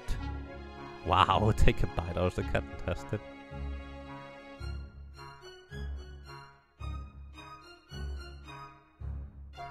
You're asking if the cat is on the table. Oh, I see.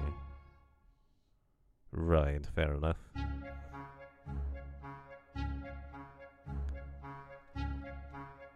Oh my goodness. I don't like those choices. Well, I would just give the cat to Gritmitten since, well, apparently Gritmitten was the owner originally. You're supposed to be slashing a kitty cat? I mean, apparently that's kind of normal to eat them. It's like chicken. But cats are friends, not food. That's kind of rude.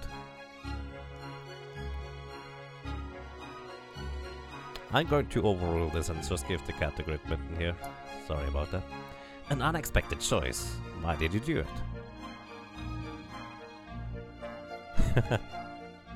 Wow. Because Gritmit will probably give you a share of it later. Oh! He doesn't! Neener, neener, neener. What? That was a poor choice. Oh boy. Oh shoot, I can't choose anymore. I didn't realize that. Well, you're grown up. You're growing old, my friend. Your body is very soft and you drip slime everywhere you go. It's getting hard to leave your hovel.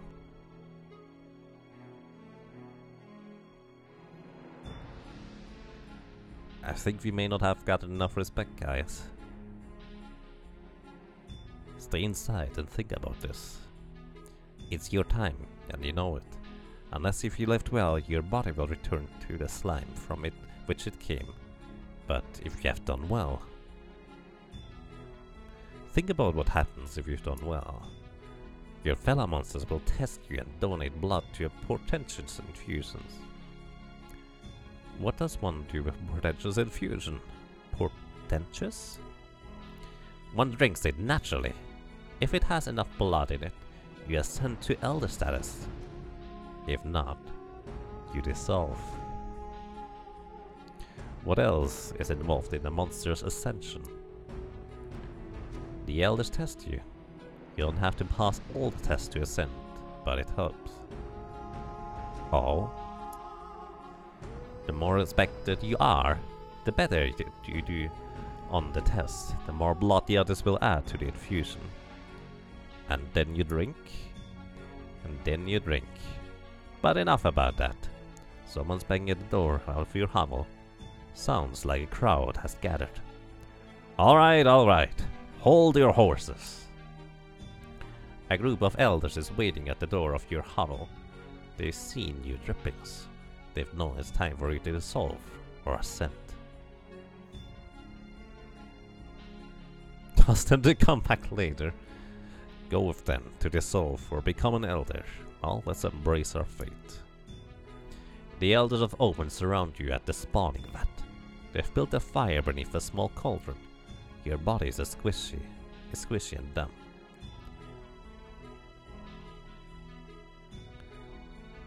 So we can just choose one of those last chance to run, flee into the wilderness. I'm actually curious what that would. We are 55% respected, which seems like a reasonable amount. Examine the cauldron. The rusty iron cauldron smells like electrical fluid and herbs from the Valmist. It's empty now, but soon it will hold blood and slime from many monsters. Okay. Be tested, be tested. Be tested, try to ascend to elder status. A masked elder comes forward. She says, "It's time to decide." All the elders growl and snarl, and we just watch. The masked elder claws herself. 3 drops of liquid spatter against the hot bottom of the empty cauldron. Thick vapor rises into the air. Is that blood or slime? You can't be sure. Depends on how much he respects you. Go on. The masked elder asks, who has already decided the fate of these monsters? Wait. A few of the elders approach the cauldron to add fluid to the collection. The liquid begins to bubble. Let's wait. The masked elder has placed 5 flat stones on the ground before you. She says, "Choose one. Chance will guide your claw."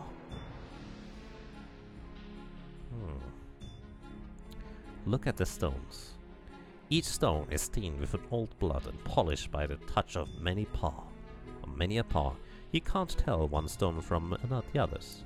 Okay, I assume if we are clever enough, we would be able to tell. Alright, pick a stone that looks good. The other side of the stone is etched with a crude glyph. It shows a monster frowning in concentration. The Masked Elder says, "We will test your cleverness. Let us be tested." The Masked Elder emits a series of musical whistles and clicks, then performs a complex dance. "You've never seen these steps before," she says. "Now you do it." Copy every noise and movement. Tries cleverness. We are not terribly smart, guys. Should we bluff or should we try and do it? I feel like we are a straight up monster, so let's try. So close! You missed one of the clicks and 2 of the dance steps. Failure! If only you had 4 left feet like Gridbitten. A few monsters hoot and snarl, but most of them watch you in silence. As the fire dies down, the Masked Elder gestures to the remaining stones. Choose the next stone. The other side of the stone is etched with a crude glyph. It shows 2 monsters fighting. The Masked Elder says, "We will test your ferocity." Then let us be tested. 2 large monsters seize you from behind. They growl and try to pull you apart. Do we take the 50-50? We have a decent amount of ferocity, but I didn't actually check my stats. So, I don't know. Do we take the 50-50, guys? Or do we trust our ferocity?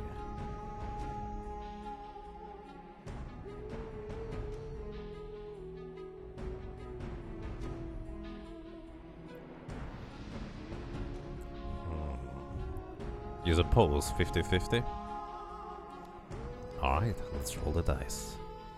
Plushie says ferocity, Dot3333 says also ferocity. Alrighty, we have been overruled, or almost. We have a literal 50-50 split between the 2 options from chat. I think the clever thing is to attack just 1 monster, regardless of what the chance is. Let's roll the dice. Are you sure? The other one may strike you down from behind. Risk it, slash and bite the one on the left. He's down and out before anyone can react, leaving you free to face the other. No way the second one can beat you after that. Several monsters howl their approval and step forward, adding more fluids to the iron cauldron. Charge at the cauldron. You hold the cauldron, which contains the portentous infusion. It's heavy. Look at the cauldron. It's half blood and half slime. At least some of the elders support you. Okay. Well.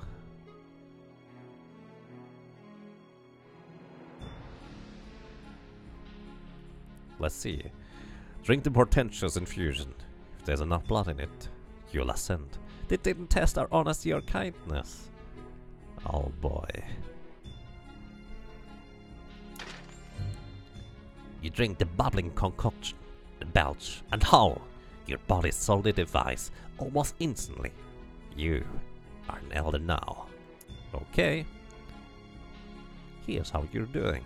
Our ferocity was actually 45. Which, if it is a simple enough game, as I expect it to be, that would mean we had a 45% chance to win if we attacked them both at the same time. Alrighty, we have ascended. Gained 1 respect.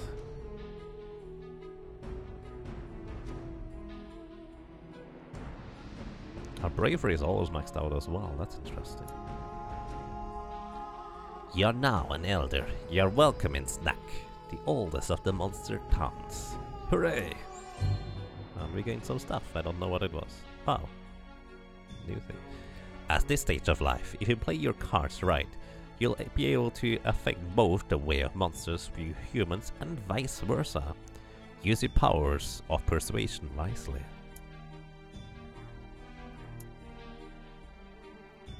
Iceberg. Snork bark at the dog park of the torch. Yip, yip, yip, yip.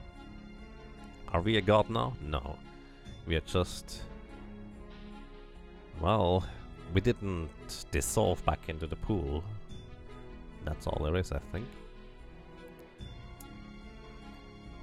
So, kindness is 96. We have 94 bravery. Cleverness is 42. Actually, not too terrible. And honesty is 91. So, politic or journey to Carmen? What are we going to go for? I'm sorry guys, we already have to choose this one, but we can't just sleep in politics. We can peek around a corner. We can cause a fight. Or we can laugh at some theaterism. We can pull the sword out of the log and become the hero that the town needs. We can trip iron blood everywhere. We can be sneaky or angry. Or maybe we just like to use a feather like a bird. Alternatively, journey to Carmen, whatever that means, is there's a skull. We can try to, well, extinguish some humans, probably, potentially. We can follow in some footsteps. Play some pranks by hanging upside down from the ceiling, probably be a bat or something like that. Be sneaky again. Lecture others, or just kind of look, well, weirdly at someone who lectures you. Climb a mountain. Hug some monsters. I like that actually. Just kind of be dumbfounded what to do and just be more dumbfounded what to do.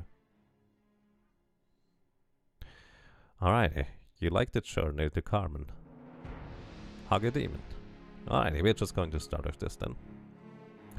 You are splashing through the rain gutters when you spy a human on the steps below. She snuffles and sobs into a tissue. A crumpled letter lies beside her.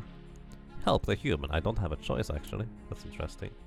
You slide down a gutter and squat beside the human. She squeaks and holds very still when you don't attack her. Okay.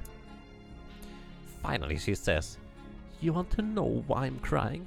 My parents say I must marry Ernst, but I do not love him. I wish he'd just go away.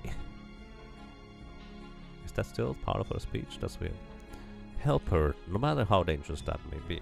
Requires bravery. Offer to harmlessly scare him away.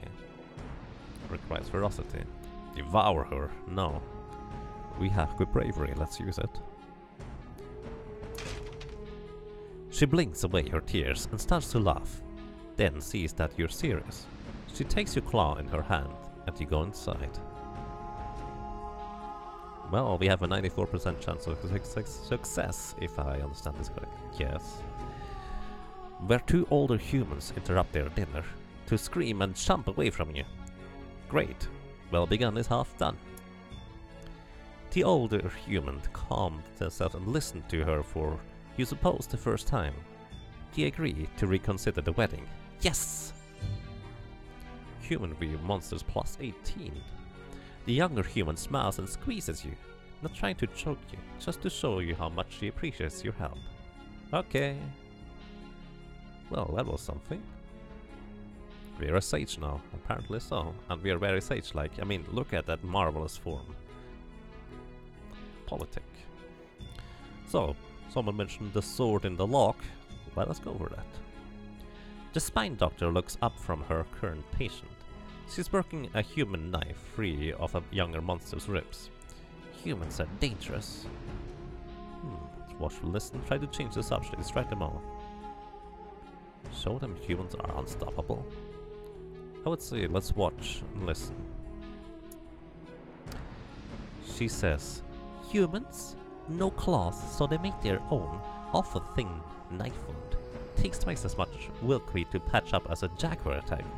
Bestia clear, say. Show that your claws are as sharp as any knife, or explain how they are not all about fighting. Requires honesty. I have a lot of that. Success! That scary knife, you explain, is used to spread jam on bread. Real knives are much worse. The spine doctor nods, a little shocked.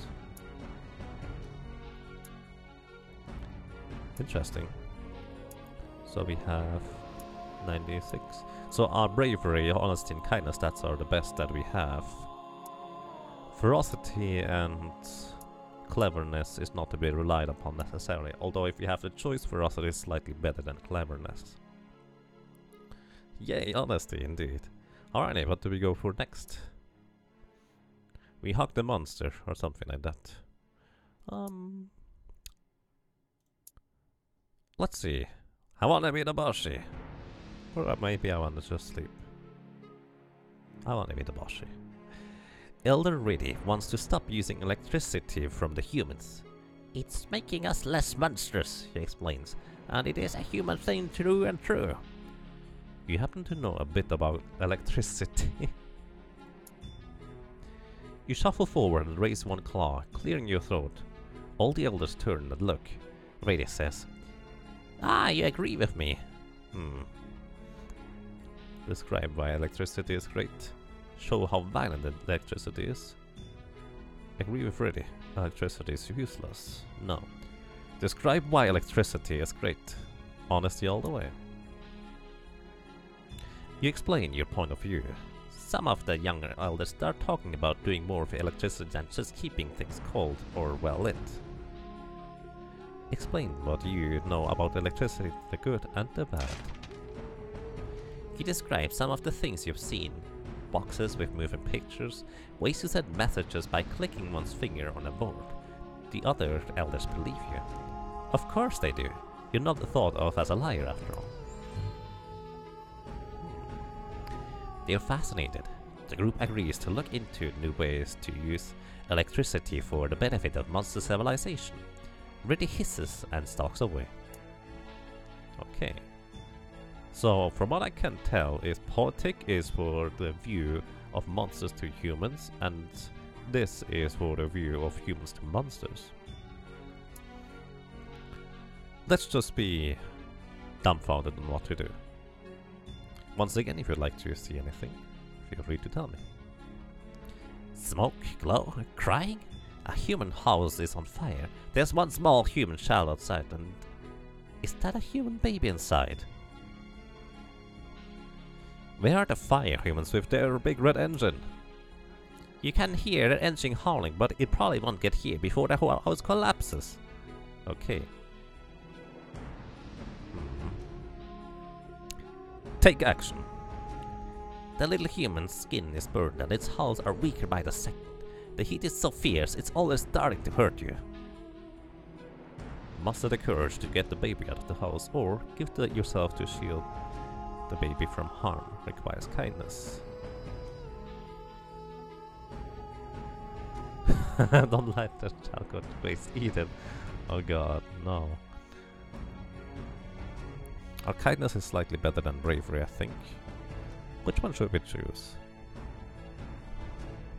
There's still a slight chance for us to fail if I understand this correctly, regardless.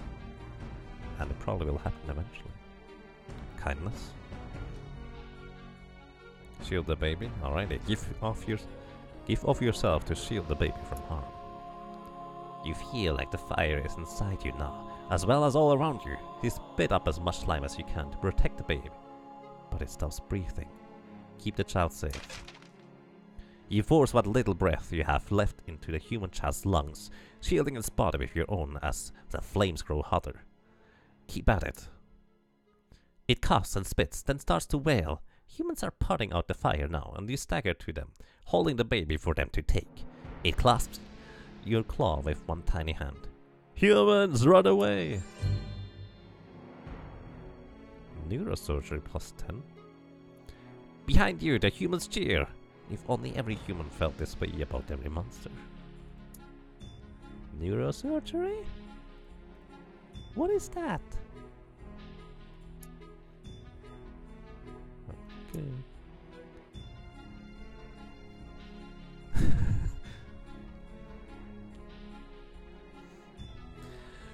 Alrighty, what do we go for next? I guess that was a joke, maybe? Politic. Alrighty, let's go for politics. What should we choose next? Do we just sleep in the courtroom? Or maybe we sleep back at home and just miss everything? Or maybe we yell at some monsters that are mean to humans? The feather, you say? Alright, let's choose the feather. You're arguing with Elder Emeric, who is much older than you. but a little slow on the uptake. She insists that humans don't farm chickens. Explain that they do, in fact, farm chickens. You go on about how plump and delicious the chickens become under human protection, and how many eggs they produce in the wooden nest boxes. Emerk rolls her eyes, unimpressed. So show that she's too cowardly to have seen the farmers up close. Bring back a chicken from the farm as proof requires bravery. Well, we choose this one. You have no trouble getting onto the farm.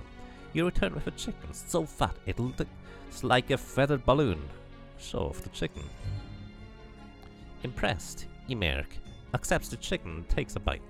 Another elder says, maybe you, the humans, do have some redeeming qualities. Okay. I'm slightly surprised that the human view on monsters didn't deteriorate because of it a little bit. Alrighty. This is how well humans think of monsters. When the inevitable conflict comes, this will dictate how humans act. What do they think of us? The current score is 56 out of 100. Humans are ambivalent about monsters. The puddle, you say? Where was the puddle? So, here's the thing. We have chosen 2 from Journey to Carmen, and 4 from these. So we are going to choose from Journey to Carmen next. So feel free to tell me what you would like to see next here. A skull, or lecturing, or climbing, or if you want me, I can also just try to get new options by resetting real quick. Let's get to the puddles. Elder Prudence is tiring of the debate about living alongside the humans. Listen to her argument.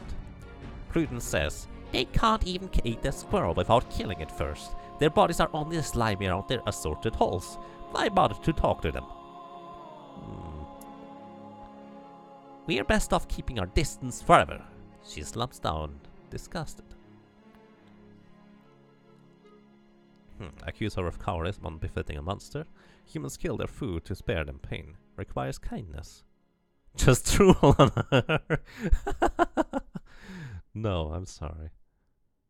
Drool?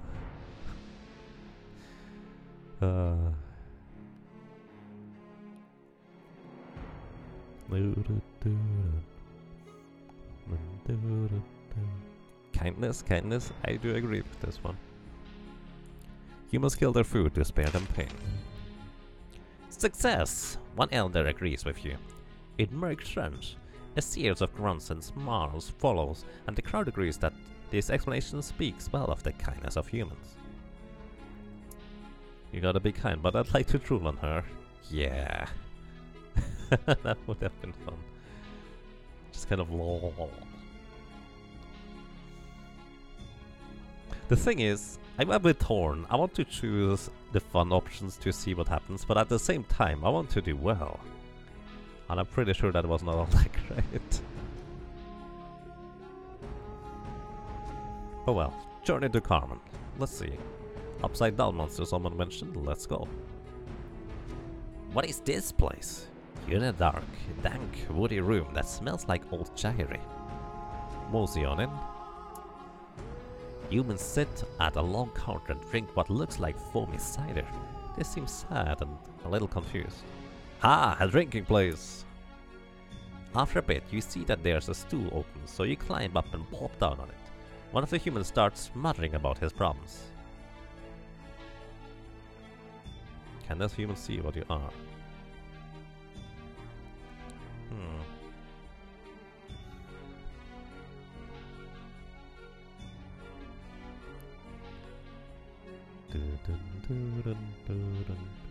Strike up a conversation with the human.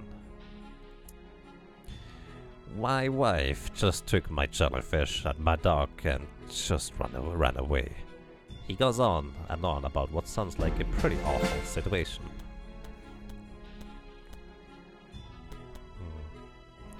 Give him some gentle but tough love. Requires honesty. I like this. His problems are real. He can't stop betting on some kind of bowl, though you don't know what was in the bowl. You tell him he can deal with them himself if he is strong. Keep at it. He listens, caught by the passion of your voice, and eventually nods. Yeah, I can do it. And now I can. The human pays for your drink, which is a relief as you have no human money. Okay. And Mate Charles, thank you for the 27 rounds in a row support. Welcome back. Well, I'm glad you enjoyed your stay. What's the potential for Secret of Mana remake speedruns? It's actually a really nice speedrun overall, I would say. It's really easy to get into and also rather nice for the most part. The zombification has been mostly alleviated, but it can even be used potentially. Either way, let us continue here. So human view on monsters is mostly positive now. Let me put it this way, we have 7 days left. I'm not sure we can up both of those at the same time all the way, but I would like to try and focus on one of them. Also yes, this is respect here, this one. We don't have all that much respect gathered from the other monsters. I'm not sure whether that's going to be useful anymore. It was useful for the elders to allow us to ascend to, well, a grown-up monster rather than dissolving back into the pool. Alrighty.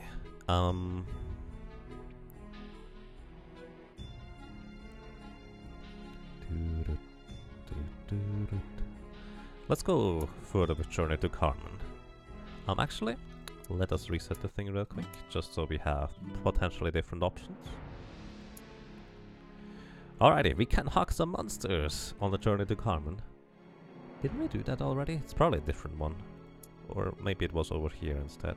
Or in Politic, we can now go to a house or do some more silly stuff with pottery.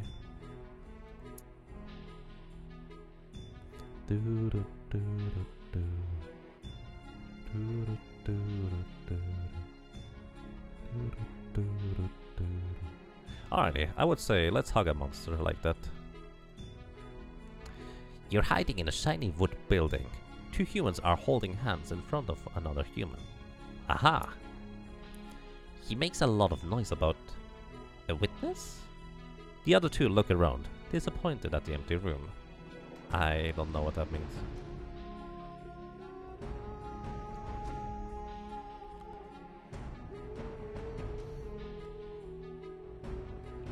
Pull your hat over your head and offer to be a witness. Quietly seek out another human to be a witness. Requires kindness. Sabotage their doings. What do we go for? Be brave. I think we're going to be brave. We're doing it ourselves. Whatever that means. They are delighted. The humans all take turns talking. Ah. And talking. Ah. And talking. And talking. Yes.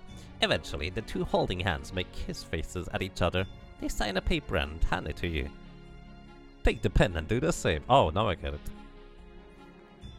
You make a pretty squiggly. You make a pretty squiggle. Beautiful. The pair thanks you profusely and you bow. Whoops, the hat fell off. Exposed. The humans gasp, but you stand your ground unafraid. After a moment, they thank you. Okay. Hey, that went actually pretty well. Marry her instead? Oh god.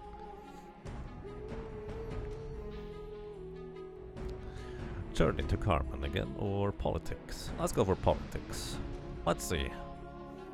Pottery, says Canel. I approve. Jackery drinks a tea from a jar of cider. He belches and the air goes wavy. Watch the ferocious elder as he drinks some more.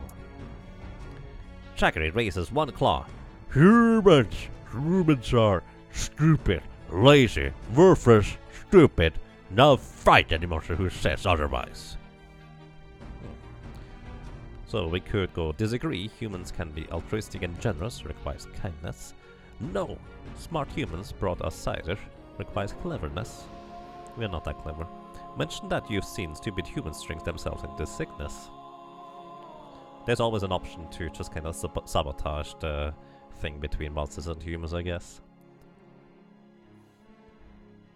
Pottery always gets all the points. Alrighty, so since our kindness stat is the best, disagree that humans can be altruistic and generous. Drawing on your own experiences with giving and helping other monsters, you select several excellent examples of human kindness. It's really just a question of knowing your subject. Ooh, that was a pretty good one. You're indeed correct, pottery is the good solution. Jaggery himself is too tipsy to consider it, but everyone else is quite impressed. Okay. You're in a good way, guys. We haven't lost a single dice roll so far. I'm actually quite surprised. I expected it to happen at some point. Let's go... Journey to Carmen. What should we go for? Let's hang off a ceiling. Or wall. You watch as an elderly human tries to fix his house. He looks up at the leaky roof with a sigh as it starts to rain and goes inside. Puddle? Alright, we go for the puddle next. There's a puddle. How bad is the leak? Looks like a trickle of water will get into the attic from the storm. It might do some damage to the human's house. He also left his tools out.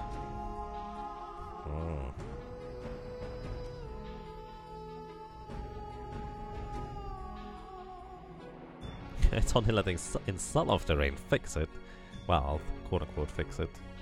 Brave the rain and danger to repair the roof requires bravery. Requires bravery!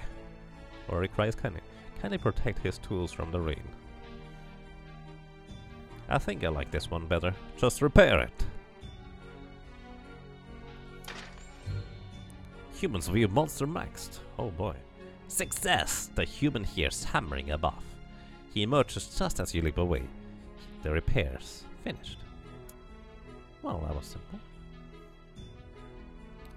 So, oh, right. I'm going to choose the puddles once we are close to 100% for the monsters here.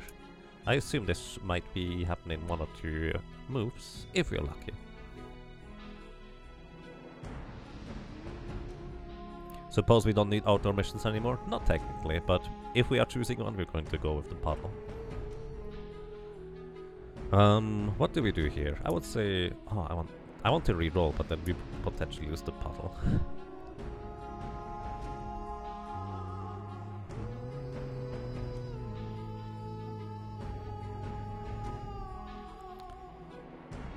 You like the look of the scaffold cloud too. Alrighty, let's go. Canila, Aslet, electrical genius, holds his abacus, turning the rocks for you and the other elders to see. Take a closer look. The calculations don't lie. All humans find out about monsters in 2 months. These figures are rock solid, literally. We should prepare new hiding places.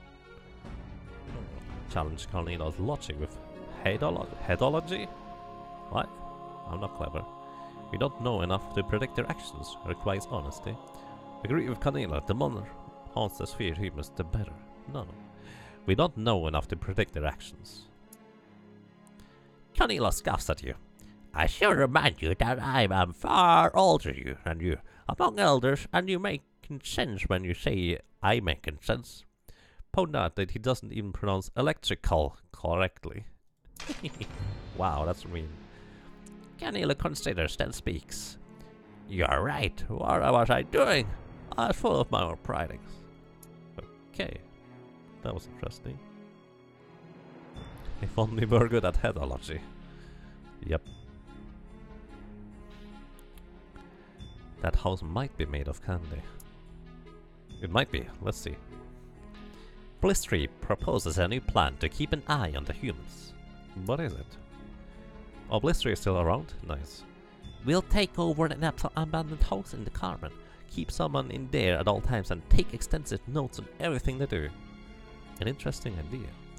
Several other elders seem to like the idea very much. They argue about where to establish their spy house, though Carmen has many empty buildings. Which shall we use? Suggest a place that will encourage understanding. Requires cleverness. Fools! We need many eyes and many buildings. Requires ferocity. Oh boy. Haha, this is a poor choice of ours. We only have, well, less than a 50% chance to succeed. Well...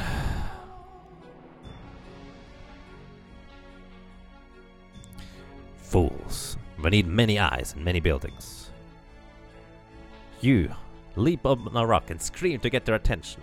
Holler and roar, fight anyone who doesn't listen. You move close, raising your claws, but Blistry barks so loudly that you shy away. Well, if they're not going to listen, tough. Discussion of the spy plan goes on for some time. In the end, the spies are few in number and poorly organized. They learn nothing of value. Oh boy, he lost one. The house was not made out of candy, guys. We finally made our master. Yeah, cleverness is only 42, ferocity is 45, so technically we did choose the more likely option. Anything to you, Melok Kitsune? Welcome. I'm not sure about legendary, but I hope you enjoy your stay. Let's actually just reset our options here to see what else we can go for. Once again, if you have a suggestion, what do we go for? What could we go for? Doesn't look like a whole lot more, actually. We could lecture some monsters, be angry about something, just be happy for no good reason. Be unhappy for, well, because someone stepped into our puddle, or I don't know what it might be. Or just laugh. I'm not sure about that. BGG, I see. I like BGG, he's a good guy. We tend to lecture a lot. We do tend to lecture a lot. Laugh? No, let's go with the lecture first for now. We have one more right after that. Great Mitten shouts, "Might makes right." Proofrock replies, "Not always, we should talk more like the humans do." Agree with Proofrock. Debate is powerful, requires honesty. Show them that might makes right is wrong, requires ferocity. Humans talk, show him how monsters do it. Nah. Agree with Proofrock. Debate is powerful. You explain how humans can come to a decision as a group without slashing or biting anyone. The other elders are intrigued by your words. Go on. When you start describing voting, they lose interest, but they agree that words hold great power. Okay. But they just vote me to be not dissolved into the vat, so there's that too.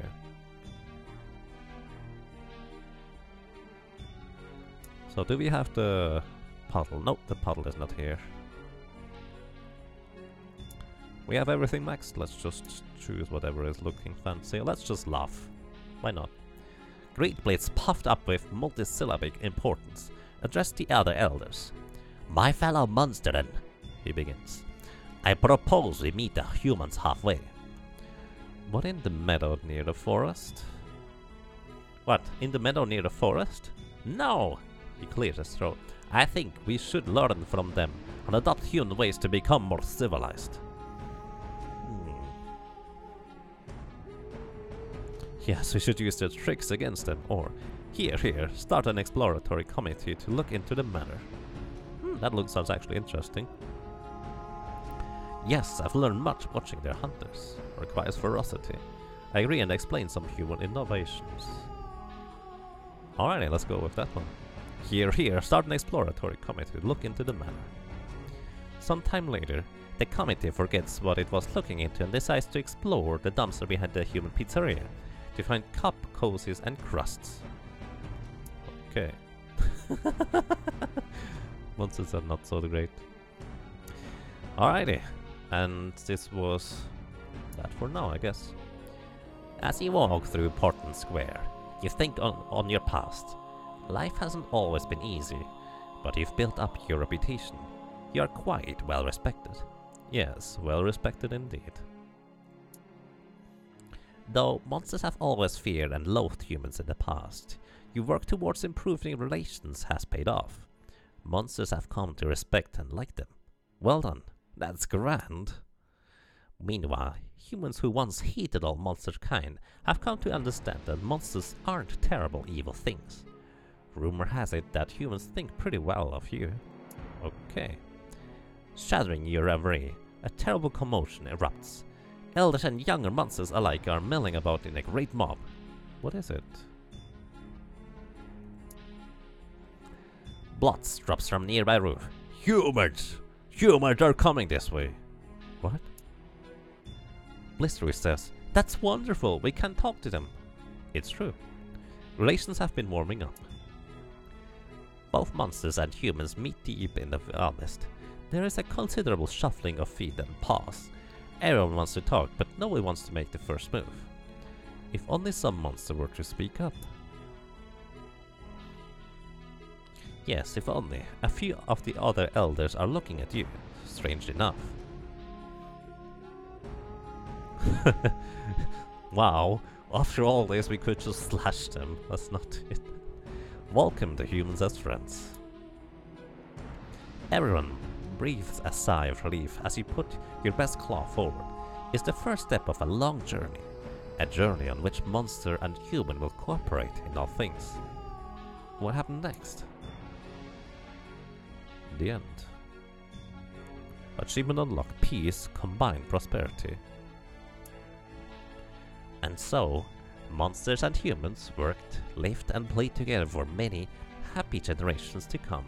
Hooray for the future! The end. Your final personality. Pretty decent, I would say. Yep. Still surprised none of those ever failed. And well, universal prosperity. You dare to find the narrow gap between fear and hate. Now humans and monsters work together for the benefit of all. So all of those are different endings. I'm not going to play much more of this game. I just thought it would be nice to just, well, play through this once and get into this just to see how it would look, and it's quite nice. I'm not the type of person to watch or read visual novels or choose your own adventures for too long, but once in a while might be fun. Happiness for everybody, indeed. So that's Monster Loves You. Maybe you would choose differently, who knows. Thank you for watching.